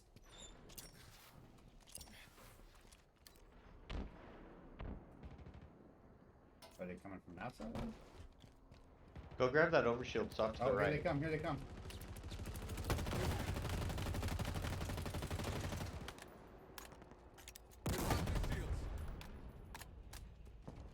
What is the How over? about that? It's over here. It's the yellow mark. Oh, okay.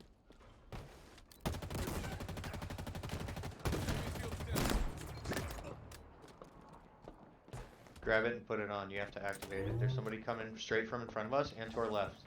Right here, right here. He's jumping on top of us. How do you use it? G. It's G for me anyway. Look in the bottom right corner, it'll tell you. I got it. Whoa, The what boy's on a was that? killing spree.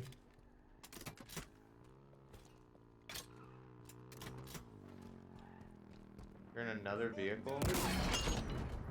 So he just tried to run me over. Fucking idiot. Got wrecked. To our right by overshield. Behind us, behind us. Behind us, do with a gap. I see him, I see him. handgun.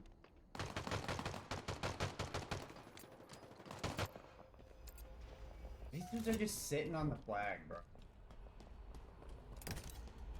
I guess I could probably eat 2 more. I'll come get some after this match. Left, far left, left. I'll get the guy in front of you. You get the guy on the left. I don't see him. He's coming to your left as well. Oh, wrong left. Now available. Dude, we're just wrecking these fuckers. Oh yeah. He's right. He's next to us. He's close. He's above us. Fuck, I need better aim with those grenades. Ghost incoming. And a fucking war vehicle, whatever the fuck it's called.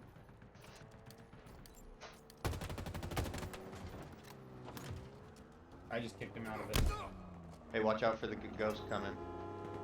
I'm getting doubled up on. I'm coming with it. I'm gonna try. I don't know how to control this thing. Bro, that's only. Oh, did you run him over or did you steal it from him? I stole it from him. This guy's a fucking dork. And then I just killed him while he tried to chase me. Round 1. GG.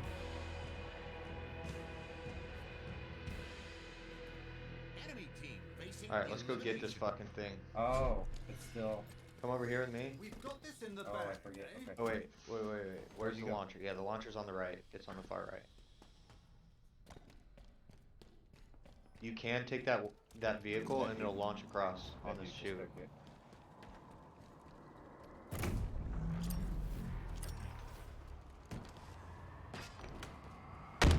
I just jumped off. Fuck.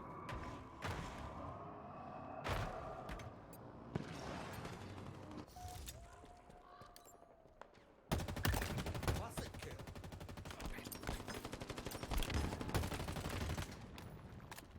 Come get the flag.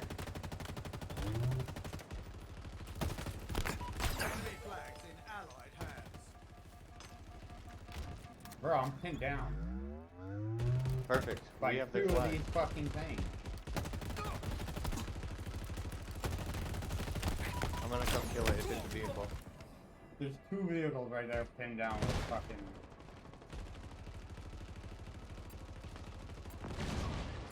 Somebody got him. Me. Fucking pussy. You got the flag? Who's got the flag? Enemy flag. I can't believe he got killed. He actually got killed? Wow. Alright. Bad joke. Alright, I'm going for it this time. After I get the shield. Behind you, he's up above you, behind you. He's in front of you now. Oh, dumbass. Hey, to your right. I got him.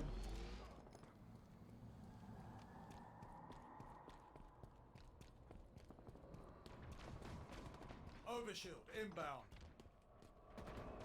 Enemy field's down. Enemy flags in Watch how pro does this. Look. See how I do this? Grenades acquired. Yeah. Kind of, but yeah. Overshield available. I mean, I don't see the buttons are placed,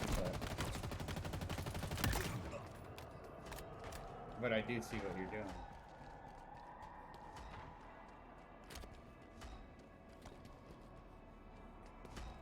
We should have this right now. This should be GG, right? Had to bag him one time. Victory.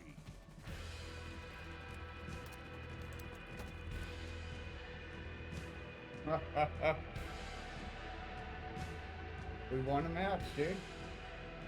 Yeah, that big skewer thing, the skewer gun, when you when you hit a vehicle with it, it blows it up, dude. Is that little purple one? With the spikes? I still gotta learn It the shoots guns. one big spike. Oh no, I still gotta learn the guns. Oh, dude. Oh my god. What was the damage that match for you? Where do you see? Oh, 1,000 425. Score? Is that that's the score? No, no, no. I meant like how many kills and deaths did you have? 13 kills, 3 assists, 6 deaths. Bro, I was 23 and 3. Damn. But you're I an was dogging on experienced. You're those an kids. experienced player. No, yeah, no, for sure. No, I was just saying like that's how bad we were dogging on those kids. That wasn't even like a me thing. That was We like need a to we get thing. to the ranks, bro, because we're getting team members that are fucking trash. They are pretty dog water. It says I need 10 matches though. Still. Same. But they have to be 10 competitive matches. Oh.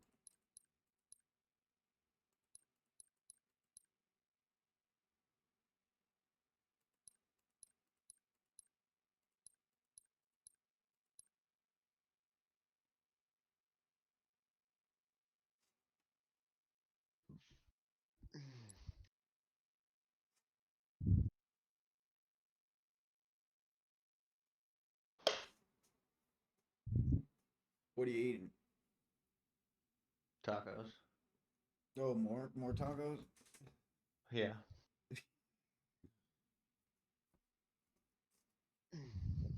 I only ate 2 little street-sized tacos. Oh. Bro, I think I fell in love with this game now. Isn't it fun as fuck? Fuck yeah. Is there a battle royal part to it? Not that I know of. They seriously need to come out with a battle royal, like Doc was saying. Not dog. Desri. I try not to say the full name because he's blacklisted on here. Evo? Dr. Disrespect. Oh.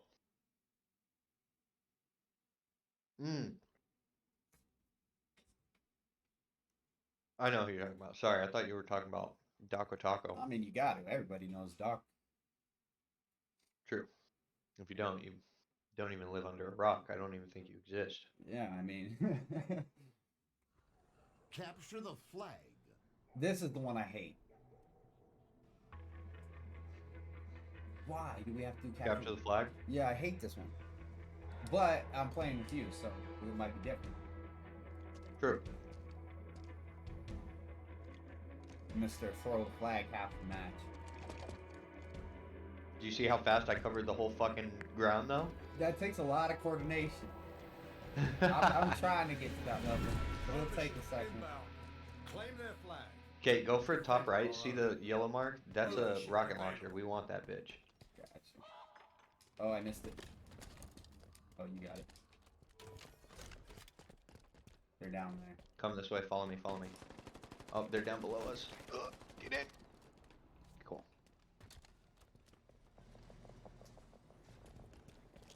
He's camped out in the back over there. Come grab it. Run straight through the middle. Hurry the flag back to base. Yep. The enemy carrier has revealed themselves. You're exposed, Spartan. They know where you are. Oh, over there.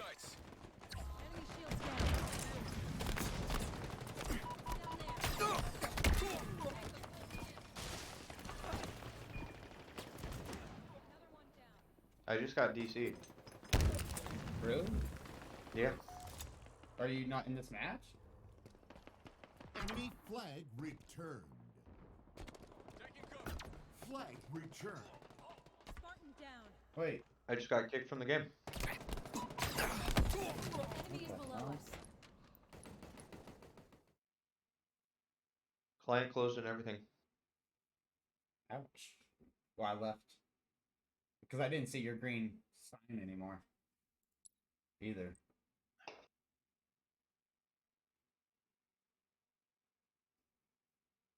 That blows because we were about to dick on those kids. How do I set you as the party leader? I don't know. I don't know. It says you're still in the party, but you're not in the party.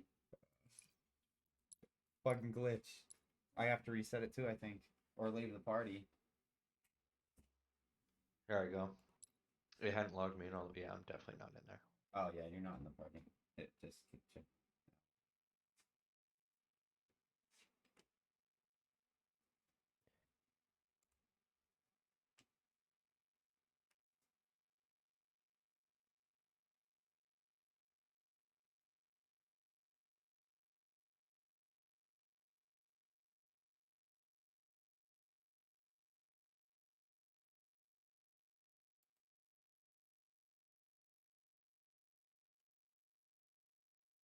I just sent you an invite. I don't see it.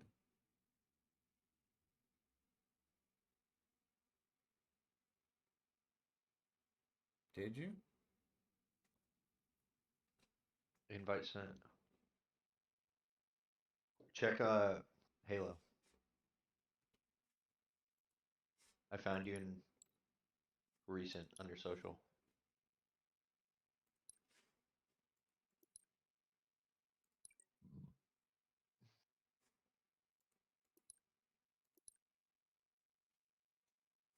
So I see where I just sent you the same one. So if you can find where to join that.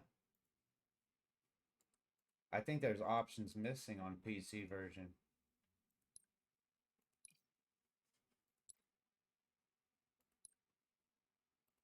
Because I don't see that invite.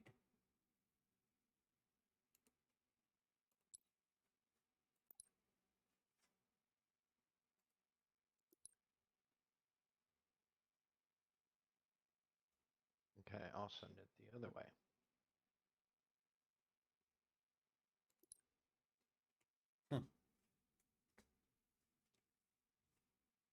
We need to just add each other on Steam. I bet you that's the problem.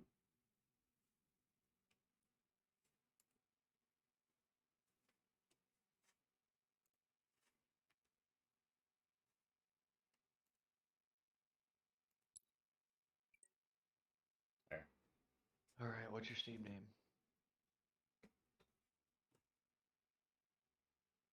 Or what's your friend code? My what? Here. My Steam is the Watcher Gaming. But my Copy account and paste that into your friends list. name is Bacab. Into my what? That code, go to Steam, click friends, add friend, and then enter the friend code.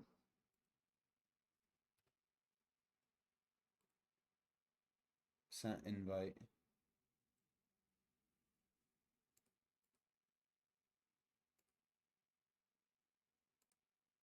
Wait, what do you mean you sent invite? Send an invite for friends. I copied the code. Oh. Friends. Do I got to give you my code? Yeah, give me yours.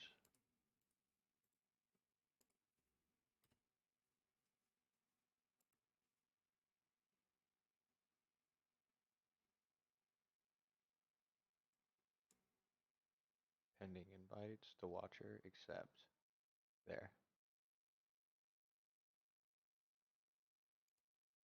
There it is. Okay, now we go. Oh, well, we're already in a party now. So hopefully but still, next time I'm we gonna don't go have to my do- friends list. Okay, you're not on my friends list. No? Nope. No. Let me see. Friends, find friends, Steam. Yeah, it don't work. Oh, it's an easy invite through Steam though.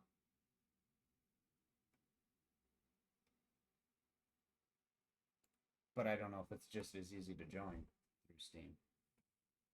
We'll see. We shall see.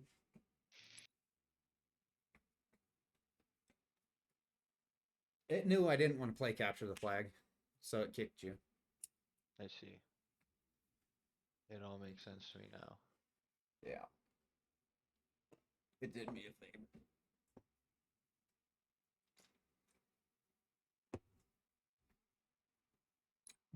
I feel bad, though, for the people that we left. They just got dicked by some shitty players. Because they got 2B forward. Will it throw others in there Capture the for flag. them? You fucking pussy. You fucking pussy. I don't know. I don't remember. Is this part of the ranking? Is that or no? Because we're not doing rank. But yes, this is in ranked as well. It is in ranked. Yep.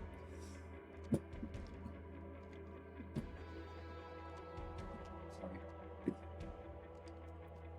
Good doja. You're fine. I'm about to join you. I haven't grabbed my pipe. I've been smoking my vape. Go for the fucking. No, it's a cinder shot. Go for the overshield to the left. The yellow to the left.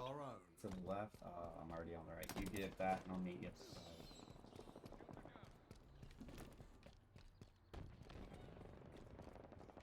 I'm on the right side of the flag right now. He's running right through. I don't see anybody over here. I got him. I killed him. On the red flag, I should say. Do your bidding. Take that bitch. I'm going to the right. You're exposed. Okay. Right behind me. Right behind me. Keep going. I'm throwing a nade. I got him. He's dead. You've been spotted.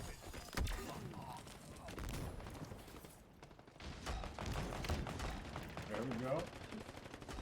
You little bunny ass, get there.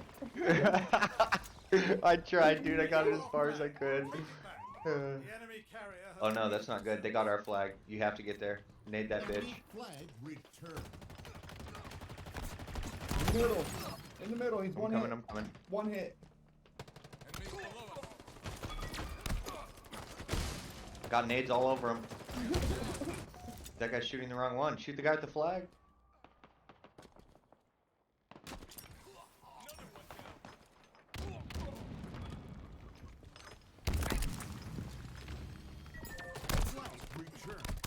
I just naded you on accident. It's all good. I'm gonna leave the shit out of him.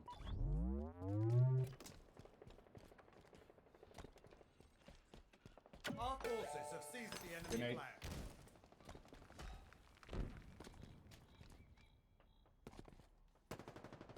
Overshield inbound. Fuck, they got me. I tried to be cheeky about it, but I should have gone through the middle. Enemy flag return. No, I almost had it. Overshield available. Go for the overshield. Okay, I got overshield. Grab that bitch, go straight to the mid if you can get it. They're just like one shot. What the hell are you doing like that?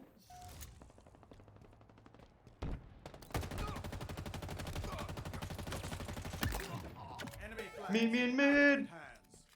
Got you. Those are my names. We have our flag. Take it back. The enemy carrier has revealed themselves. They're both flags are right there.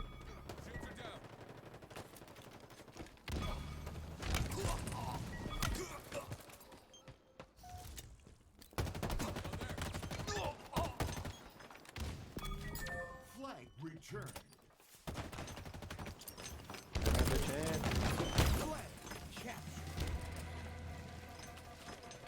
Alright, I'm pushing.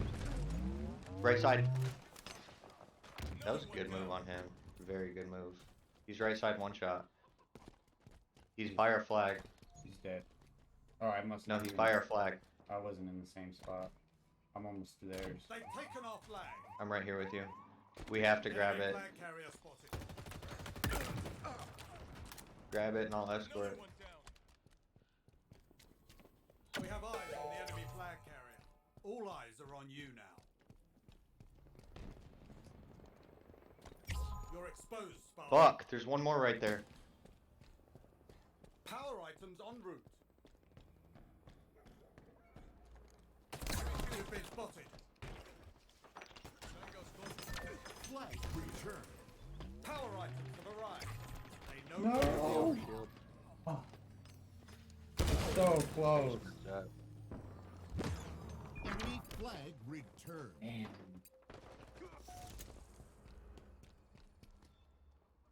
Now they know my route too. They've taken our flag.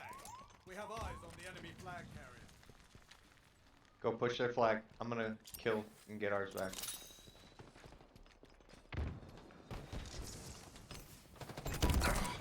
Fuck, there's 2 more on the flag. They're coming through mid. No, they're gonna come top. They grabbed overshield. Somebody got the flag.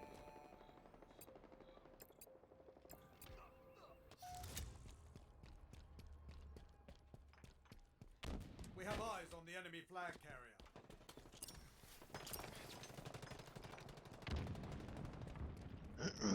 Guard that boy. Or grab their flag if you can. I'm on the way to their flag. Because he's just planning on killing our person. I'm returning it right now. They just dropped it over here. Flag returned. Goal line stand. Thrusters acquired.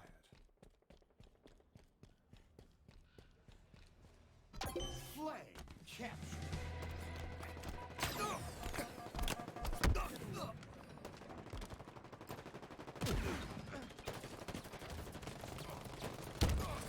Fuck, that's a grenade.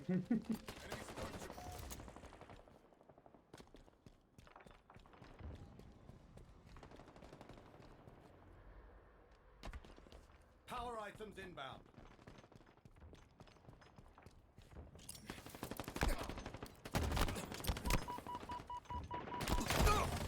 Power items have arrived. We need overshield. I keep getting dead. Have to switch my route. So they're just watching it now. They've taken our flag. We have Yeah, eyes this on is the the route enemy they're flag just watching right here. Enemy shields down.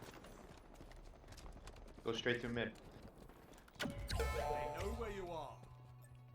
They're right behind me. Flag returned. Oh.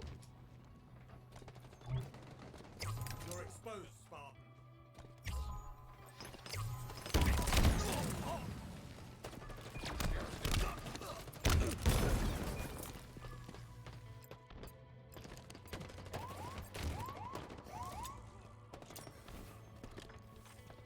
Enemy flag carrier spotted.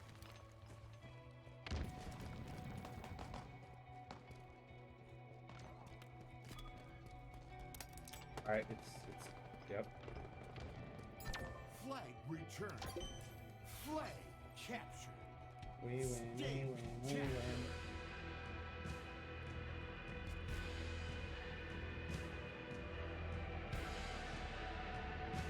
Like that, we're getting better.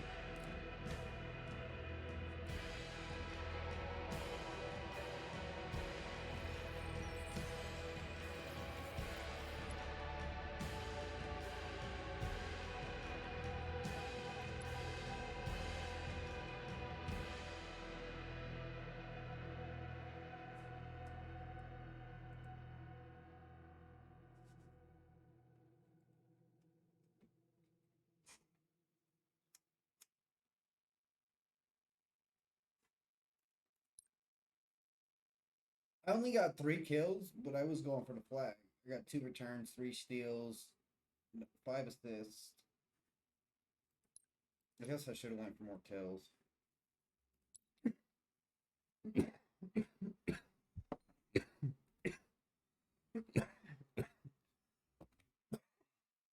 I thought I did good. Okay. Sorry, my mom texted me. Oh, you're good. No, you were our flag pressure. I was just filling in, so I would either catch people or escort you.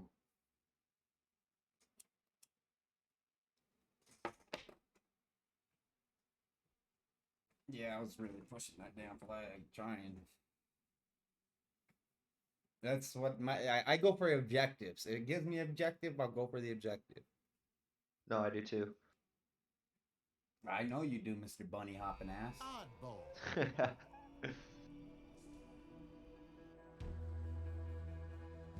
Can you bunny hop with the ball? This ball?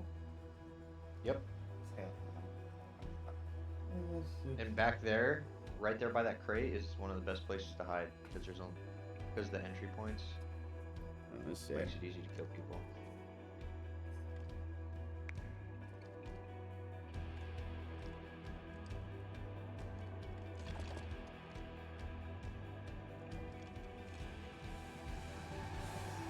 Round one. Ball incoming. Hold on for as long as possible to win. We have the ball. Overshield acquired.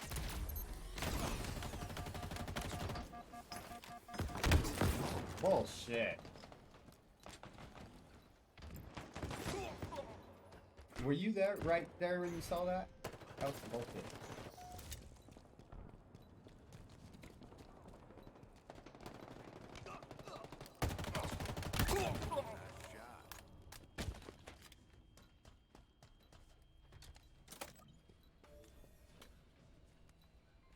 Gotta protect this motherfucker.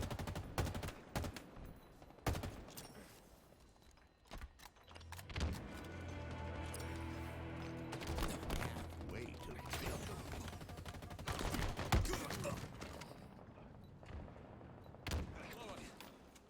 That dude's just chilling up there.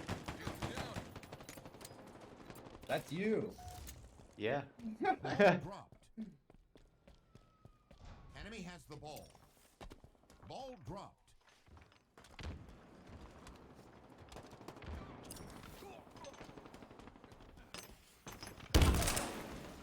I killed them all. Go get the ball. Enemy has the ball. Ball dropped. Enemy has the ball. Okay. What did he just shoot me with? I don't know.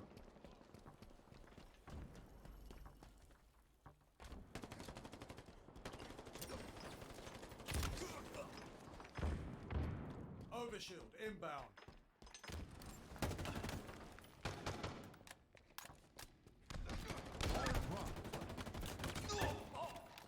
Overshield available. Grab that Hold on bitch. to that and we win. Nearing victory.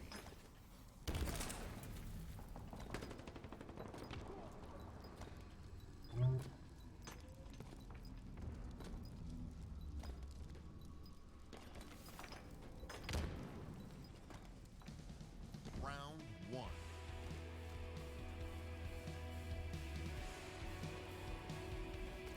Enemy team facing elimination. Ball incoming. We've got this in the bag, eh?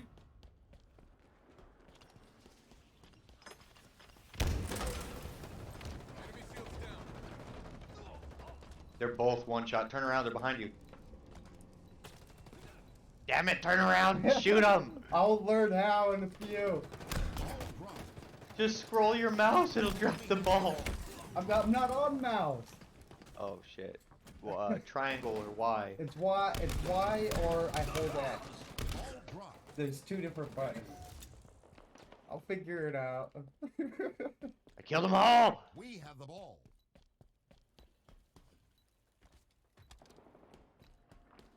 They're behind me. Ball dropped. We have the ball. Ball dropped. We have the ball. Fuck those grenades. We have the ball. Even though I'm responsible for chucking a bunch too. Ball dropped. We have the ball.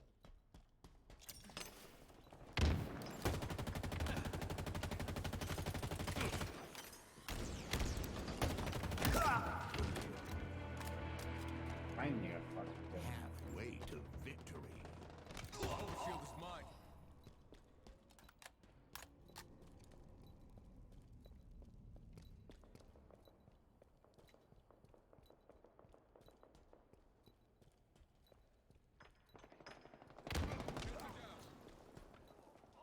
Nearing victory.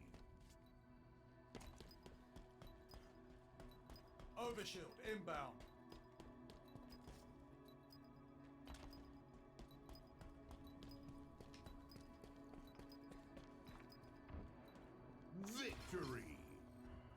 That was too easy.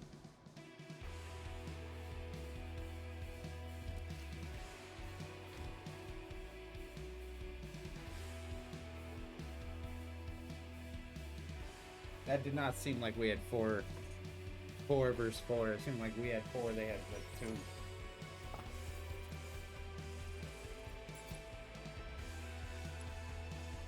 I swear I turned down the fucking lobby music.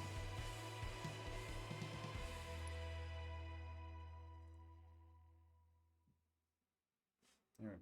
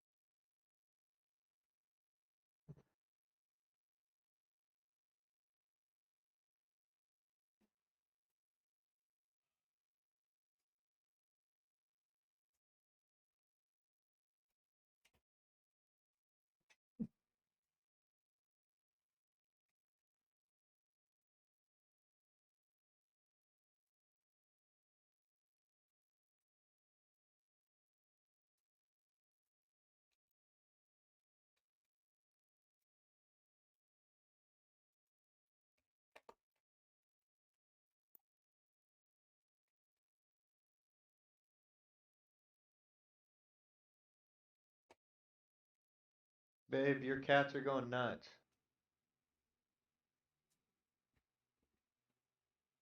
Mosquito eater. They're literally going batshit out here.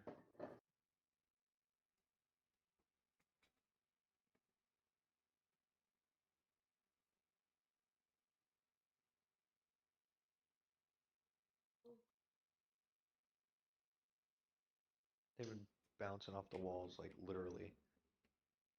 Like Mo was up here, like stretched out.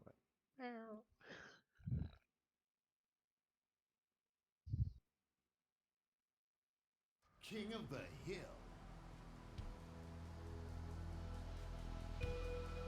Just can't do it.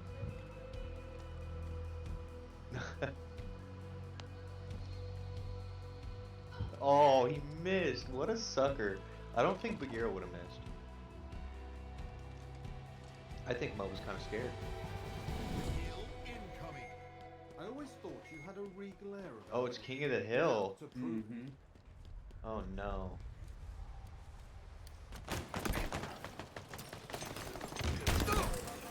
Everybody's going for that energy sword. Not me. All the others, all the enemies and everybody did. I got a double kill up there.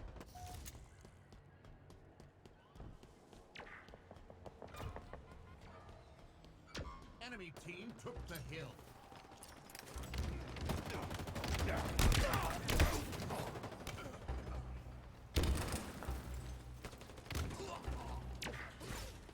Energy sword. Oh no, that's horrible. Yeah. I walked right past him. There was a ghost and energy sword on you. Yeah, I should have got one of them. Fell out big time. We got to get on that bitch. Enemy about to score.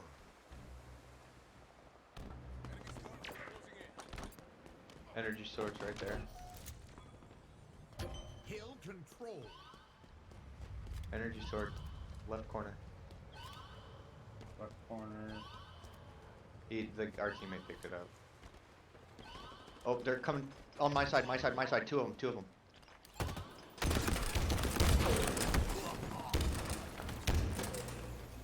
Enemy team took the hill. Okay, so the game clearly doesn't like what we've been doing to people, because Enemy look team who it score. is. Hill incoming. Hill ready. Hill control.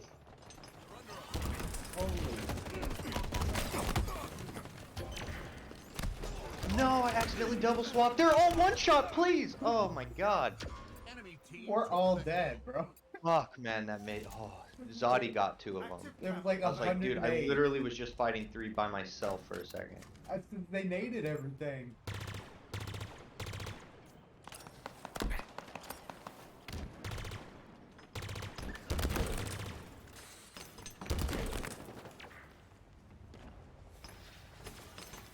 Dude, fucking please. These nades. Where are my teammates' nades?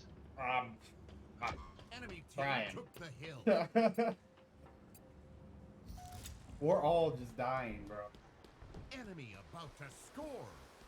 Fuck, man. Swift and silent. Enemy team score. Hill incoming. Okay, well that's fucking stupid. Behind. Skewer inbound.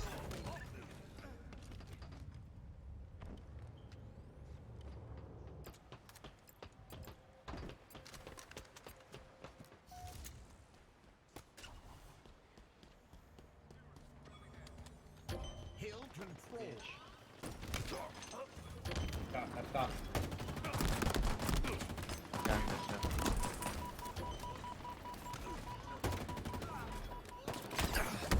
Oh, that.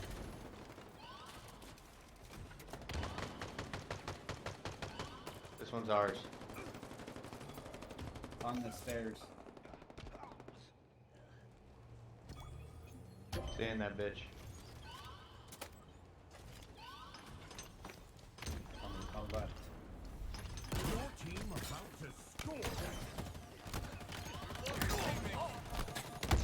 Turn around. Come on. Don't die to him. Do not die to him. Oh, he's dead. This guy fucking sucks. God damn it. Power rifle to the right. Hill control. Ammo guy I killed just now. So, no ammo.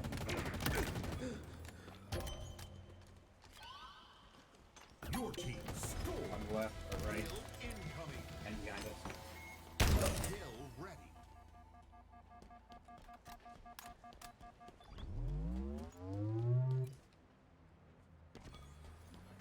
Hill control. They're coming. 3 of them.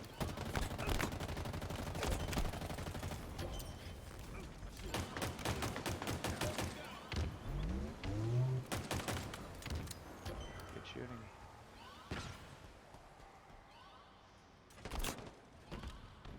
There's one down there, no shield. He's got a shield right now. Enemy team took the I hill. gotta come. I jumped off to come kill somebody.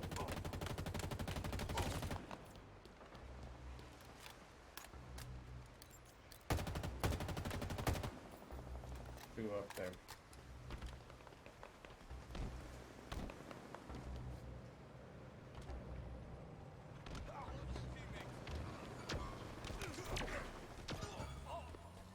Hill control.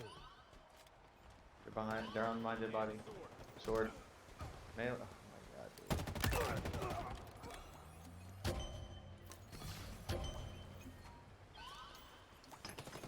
Your team about to score.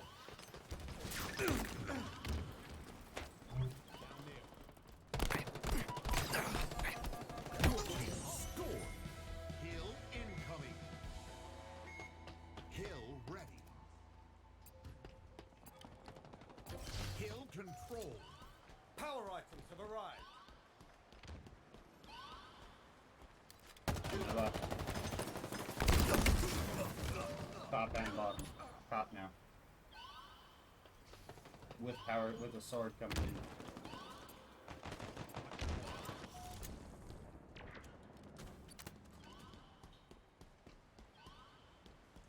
in. Nearing victory.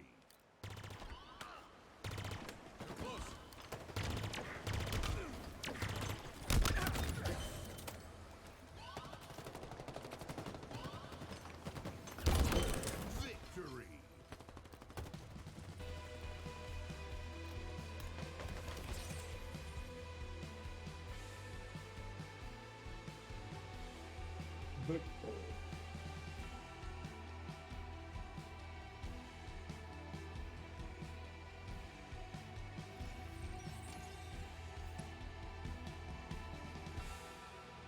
Nine kills that time. Yeah, I didn't have many that time either. It still says I need 10 ranked matches. Because we're not playing ranked, we're playing quick play. Oh. Or did you want to play ranked? I don't care. Shit. I You're the think one they that have knows the double. game. I mean, I guess it comes more down to like, do you think you're ready for ranked? I mean, was I ready for Zuck? I mean, is anybody ever ready for Zuck? Hey, I still got my cape. I mean, the man's not wrong. I should have had it on the first attempt, but I wasn't looking. I turned away, and I thought I landed on the mage, but I landed in the fire, and yeah. Oh no. Yeah. And he was like fucking 100k away from death. On the That second sucked. pizza. Yeah. King of the Hill.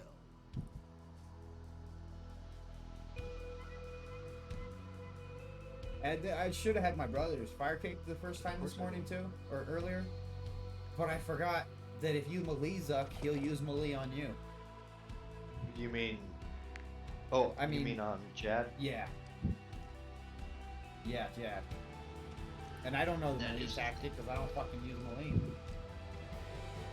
I mean, it looks like you got the rotation down pretty damn well. There's a hill that needs That was cooling his spot. setup.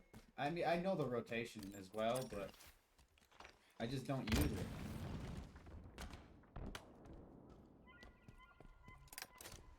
Hill ready. Shields are down.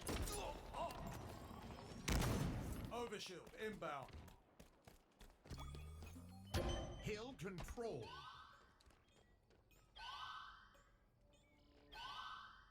Overshield available.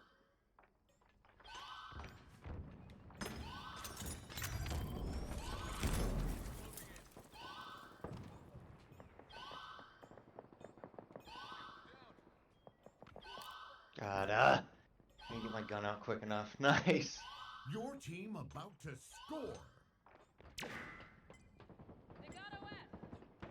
Up top.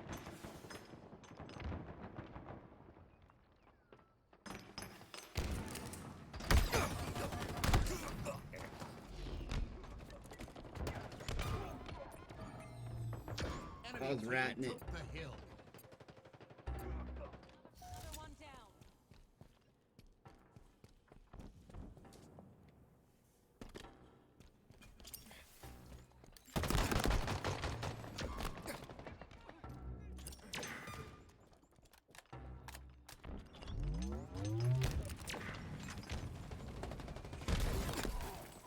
One more on me. Hill control.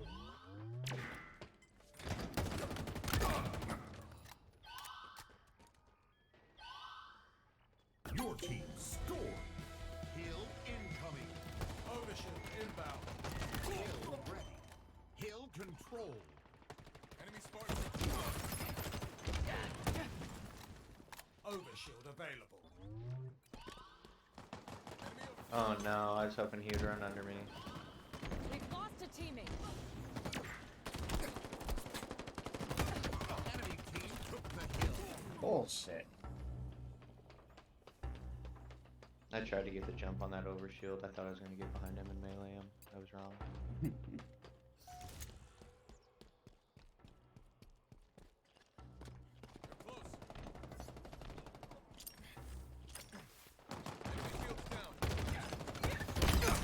Behind us. Overkill!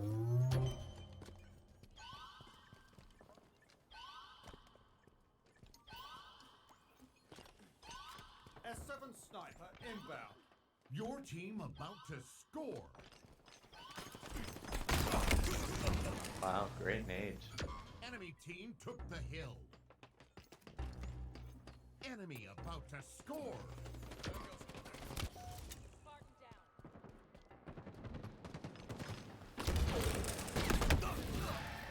Okay. Enemy team scored. Hill I incoming. turned the corner and that just got fucking melted. Hill ready. Hill control. You're fucking kidding me, dude. Enemy team took the hill. Hill control. Stupid bitch.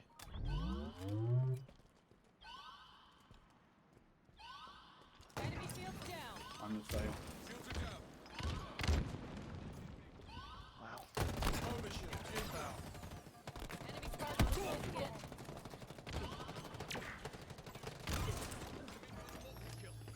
Enemy team took the hill.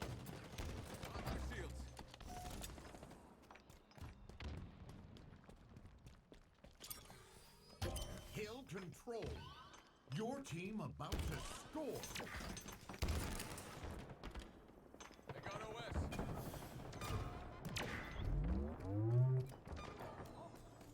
Enemy team took the hill.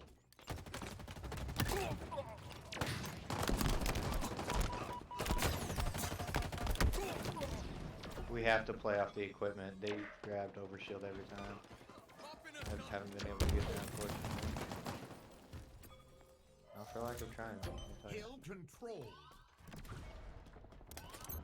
Plasma grenades acquired. Your team score. Hill incoming. Hill ready.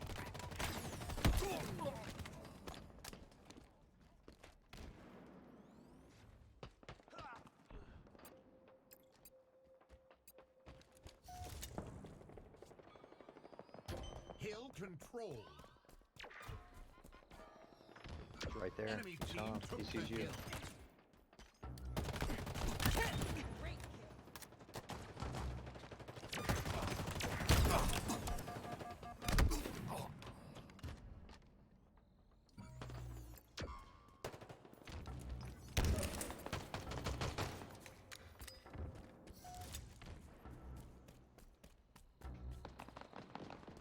All three of them are here. Plasma grenades obtained. Are we funneling people? Yes, we are. At least we're all dead now, so we can group up.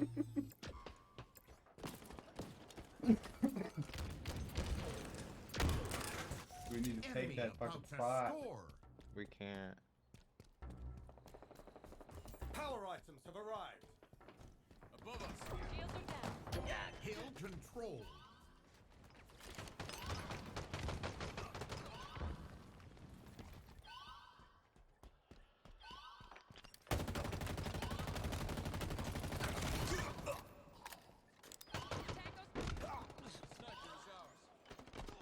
Fuck! Seriously, from behind and around the corner? Get real. Enemy team took the hill. Enemy team scored. Hill incoming. Hill ready.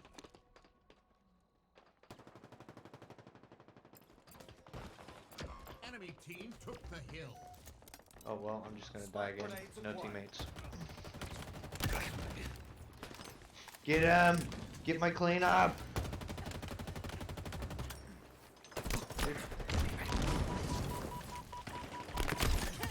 I'm coming.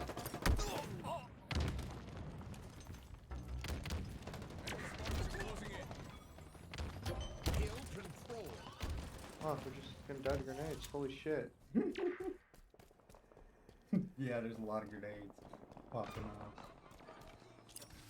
Enemy team took the hill. It's just crazy how effective their grenades are, and it seems like ours can never kill them.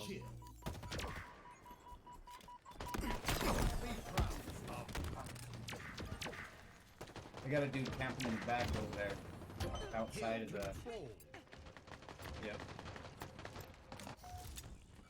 Enemy team took the hill. I'm still on that guy camping. I could have swore I saw your name right by it. So I just sat there and kept shooting him. Overshield inbound. I don't know how I didn't. I don't know why I thought I saw it. Hot.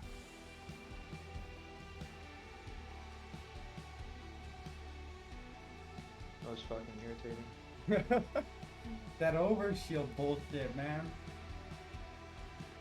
They wouldn't die with that shit on. That's why it's so important to play around it. Every time I'd get there, there'd be like fucking 2 people just sitting there.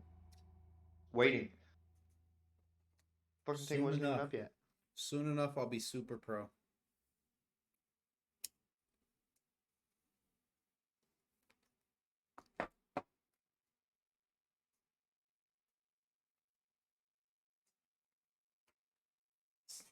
doing that freaking screen.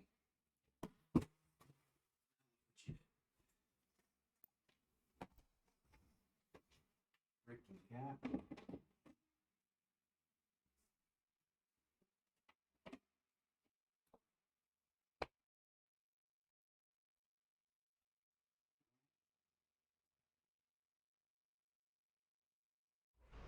One flag.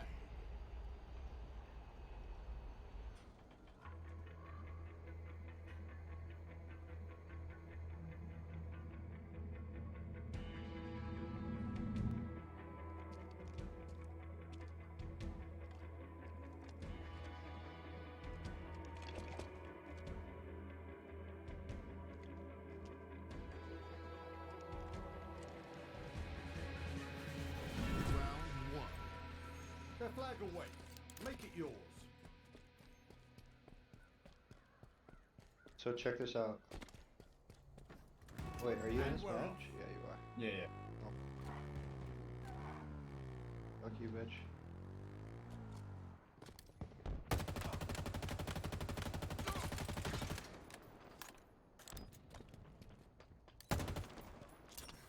Sick.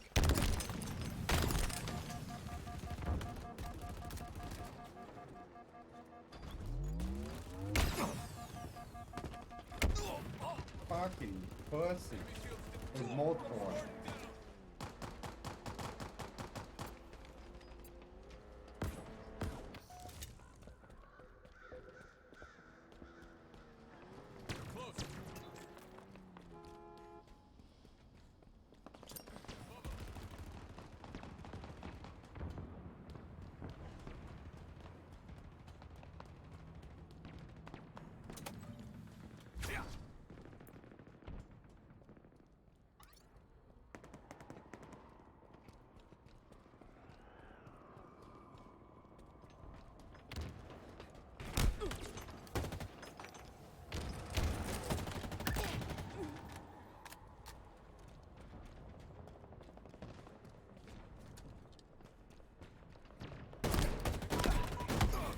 Pussy. You lost the flag for fucking doing that.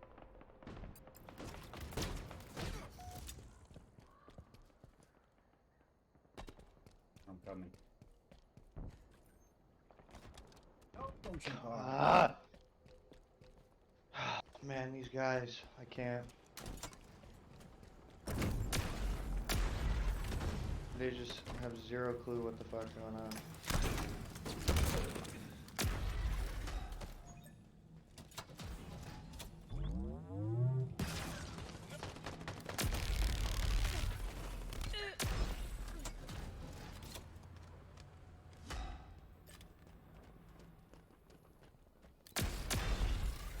No, please get a little closer. I'm almost there.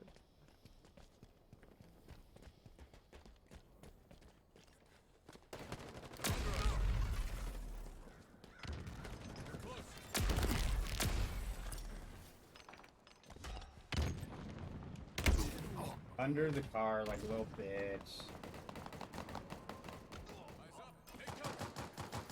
Behind you, I think, too.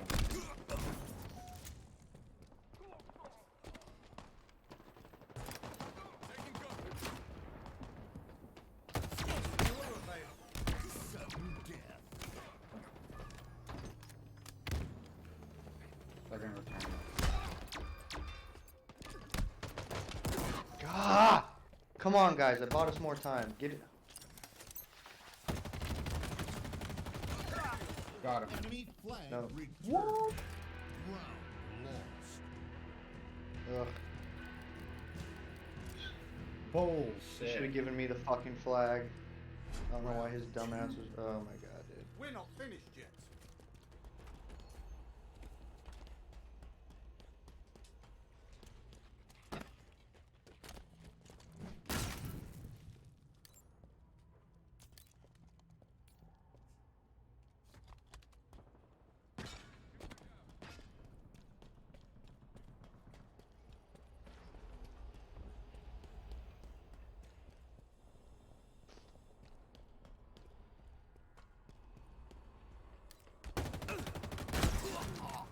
What the fuck? So if you throw those at him, they're instant kills. Come on, he's the skewer's on my body. We have to play around our abilities here. He's got the skewer and the ghost on my body, left side.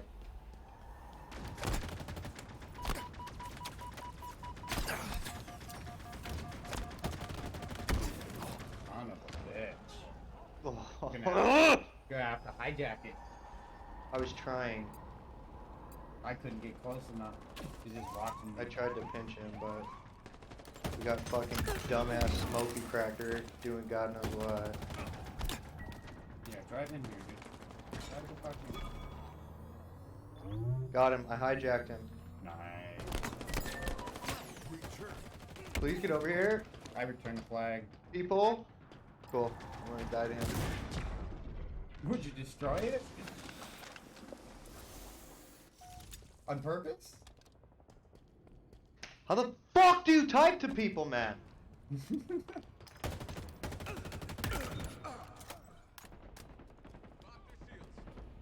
Up top.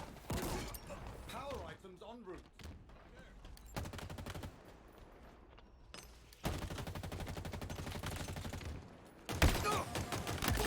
Beautiful shot, Spartan. Power items on the field.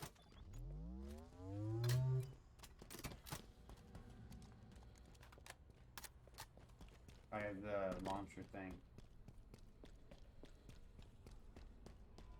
Killed the dude for it.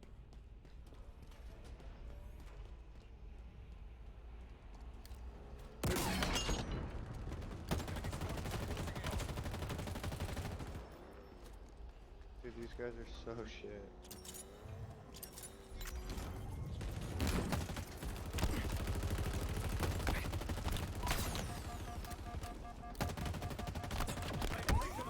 Fuck, man.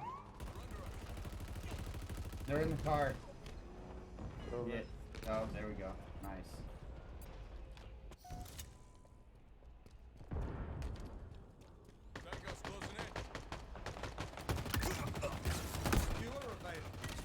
Sudden death. Double kill. Flag return. Round 1.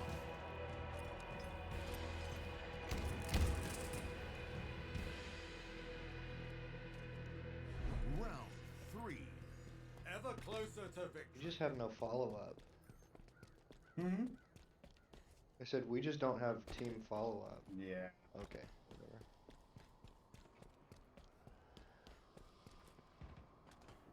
Up top.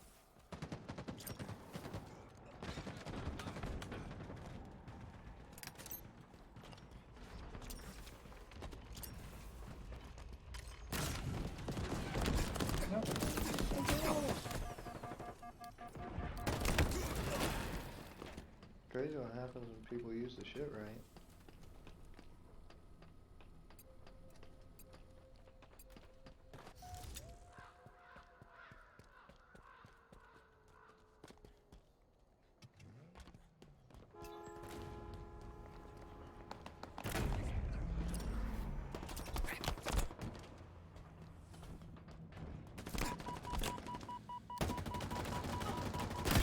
Oh shit. At least got him.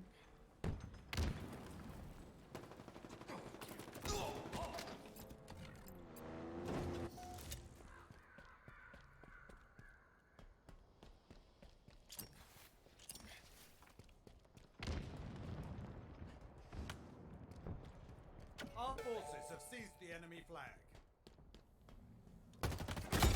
Oh, what the?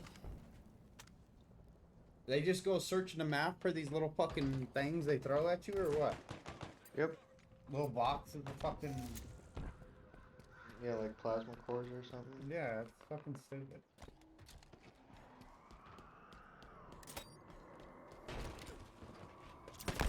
Power items incoming. Enemy flag return. Motherfucker. Enemy Spartans are closing in.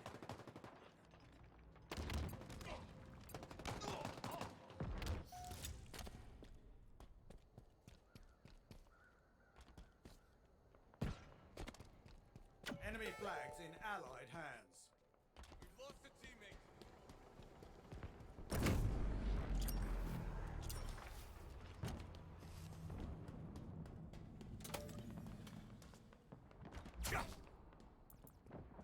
Enemy flag returned.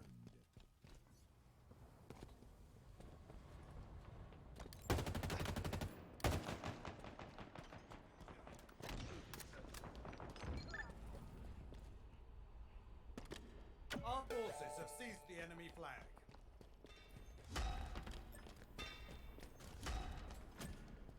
I did not mean. Oh. I am so sorry. Where'd you go? I'm right here. Behind me. Behind me. Behind me. I so fucked you up. I'm so sorry.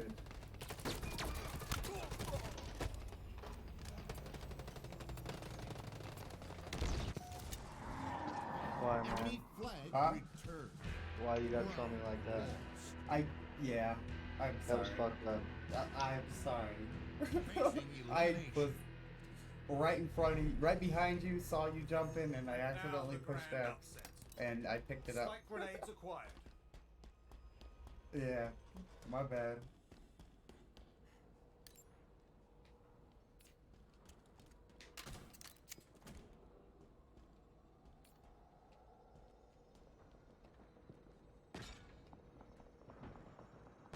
Hello, where is my team at?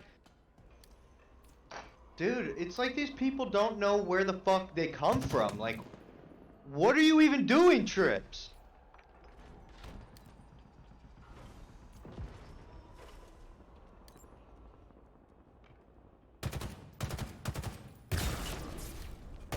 They've taken our flag.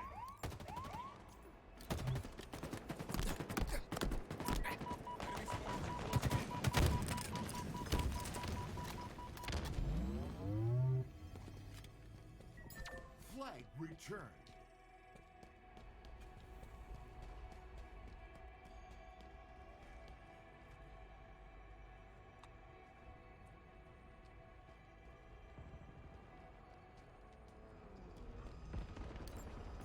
I'm gonna right this time. Wow. With a pistol even. I just fucking... I lost my touch. Garbage.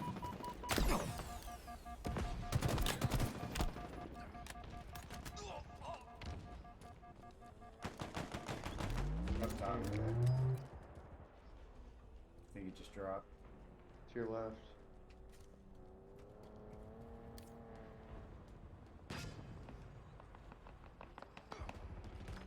Power items en route. Incoming one of those stupid ass things. Dude, oh, it's not a fucking doorway. You're kidding me. It's an air I vent. stuck that Sweet. thing.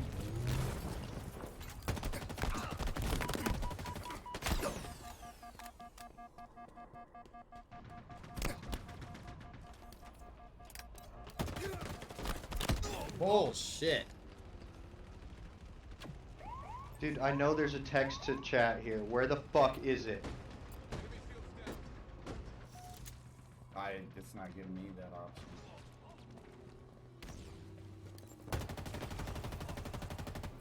option. He blows up the truck.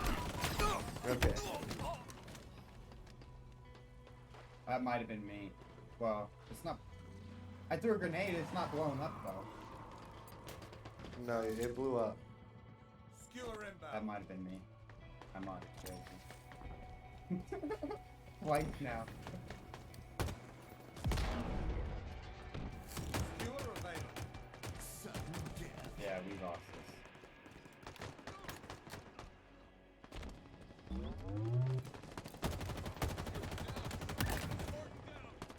One behind. He's one behind you, you fucking idiot! Oh my god, he's behind you too now. Yeah, he's behind you. I want him to pick it up. There's... Active camo. Say.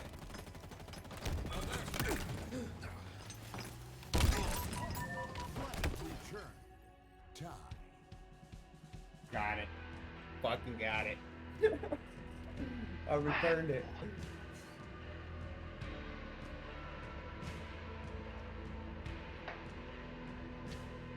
I jumped over him and he thought I was the other guy.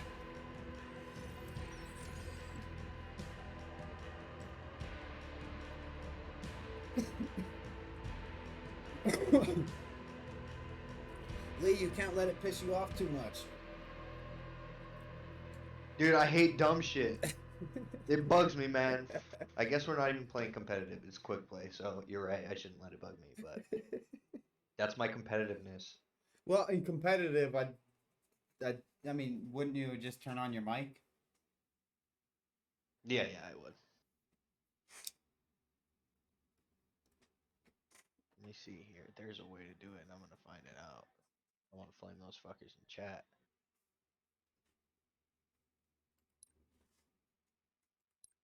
Settings, audio. No. Yeah, audio. Communications at the Text to bottom. chat display. Oh, there is a text to chat. Is there?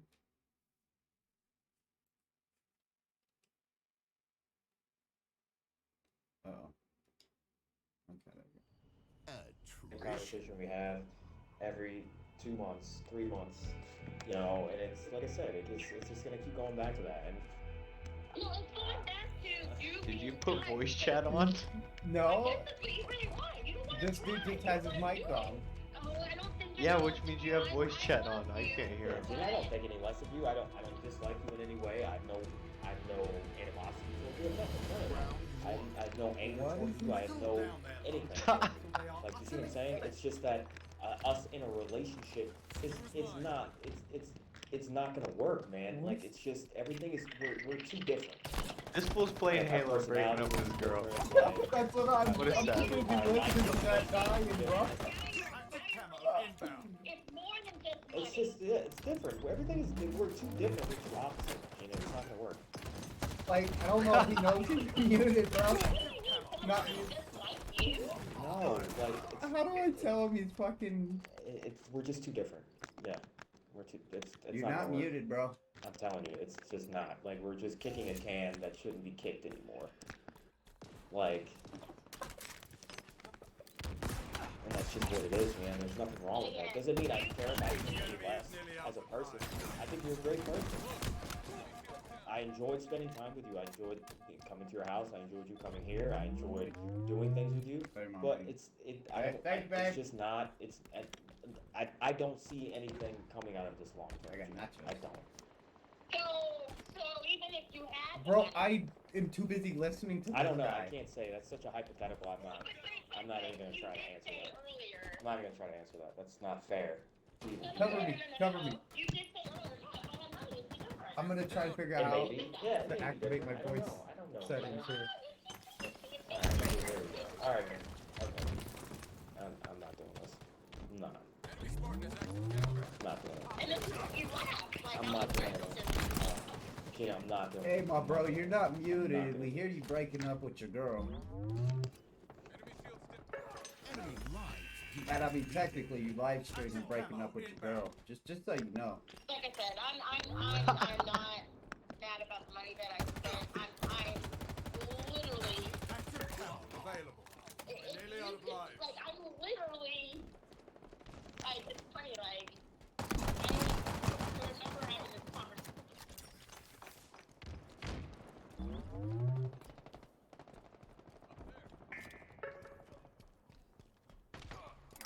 Like, is he meaning to troll?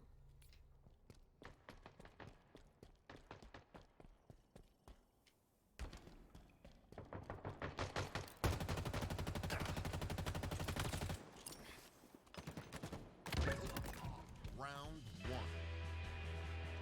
Let me turn my mic off. Enemy team facing elimination. A win is in reach, Spartan.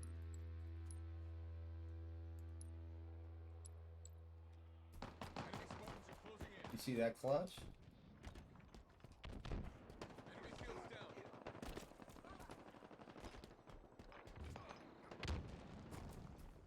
Active camo inbound. Shields are down. Yo, they're weak up there. There's 3 of them super weak. Oh, there's all 4 of them. Yeah, they're super weak. I hit him with a grenade. Let's meet up with these guys here.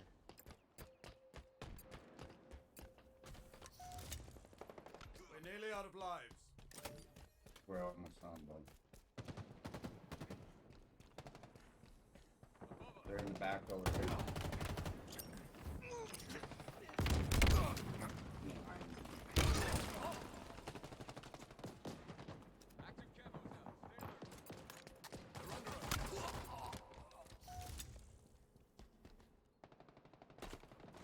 The enemy is nearly out of lives.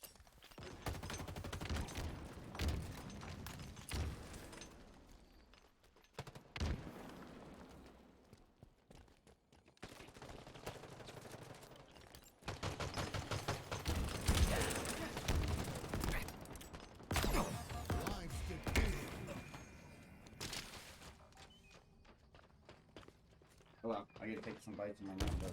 She's probably mad I'm not eating anything, but I'm getting focused. Wow, all three of them just right there for real. That sucks, dude. What kind of spawn is that? That's wild. Ooh, close.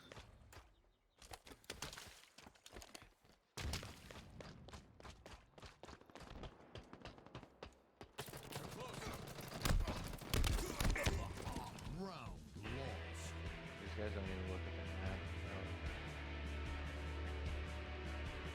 Final round. A win is in reach, Spartan. I think homeboy muted himself. Oh, for sure. Oh my god, they're all on the left side.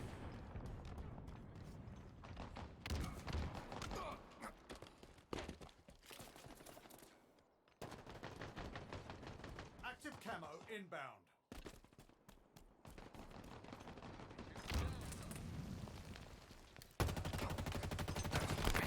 The enemy is nearly out of lives. Active camo available. In the back.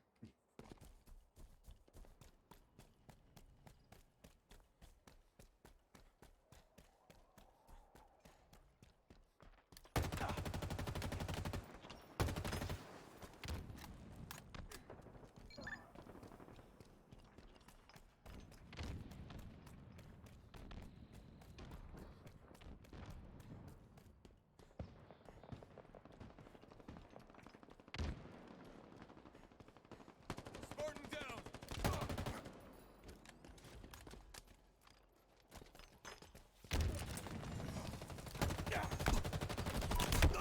Oh, shit. Enemy lives depleted.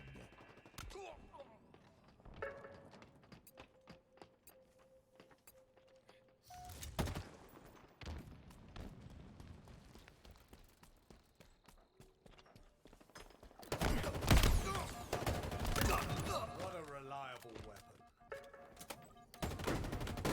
Oh, shit. Victory.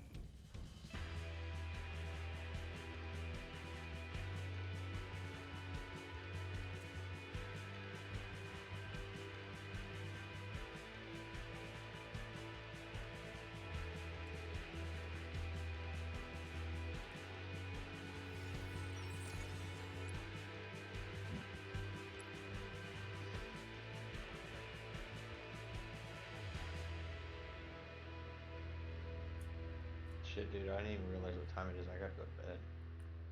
Alright, man. We must continue. That was fun as fuck. Here we go. We gotta get Evo in here, bro. Right? Because, like, I would rather have somebody that doesn't know how to play the game but will at least coordinate with me than somebody that thinks they know how to play the game and won't coordinate with me. Alright. I'm all for it. And then we gotta start getting into ranked here pretty soon. Yeah, I'm down. We gotta get you pushing that envelope, coming up with strats. Brother. I'll probably watch stream here for a little bit, but I'm crashing out. No, you're good, man. I'm gonna go finish these this nachos real quick. Right on. Dorito nachos? Yep. My guy. Alright, man, later. I'll see you later.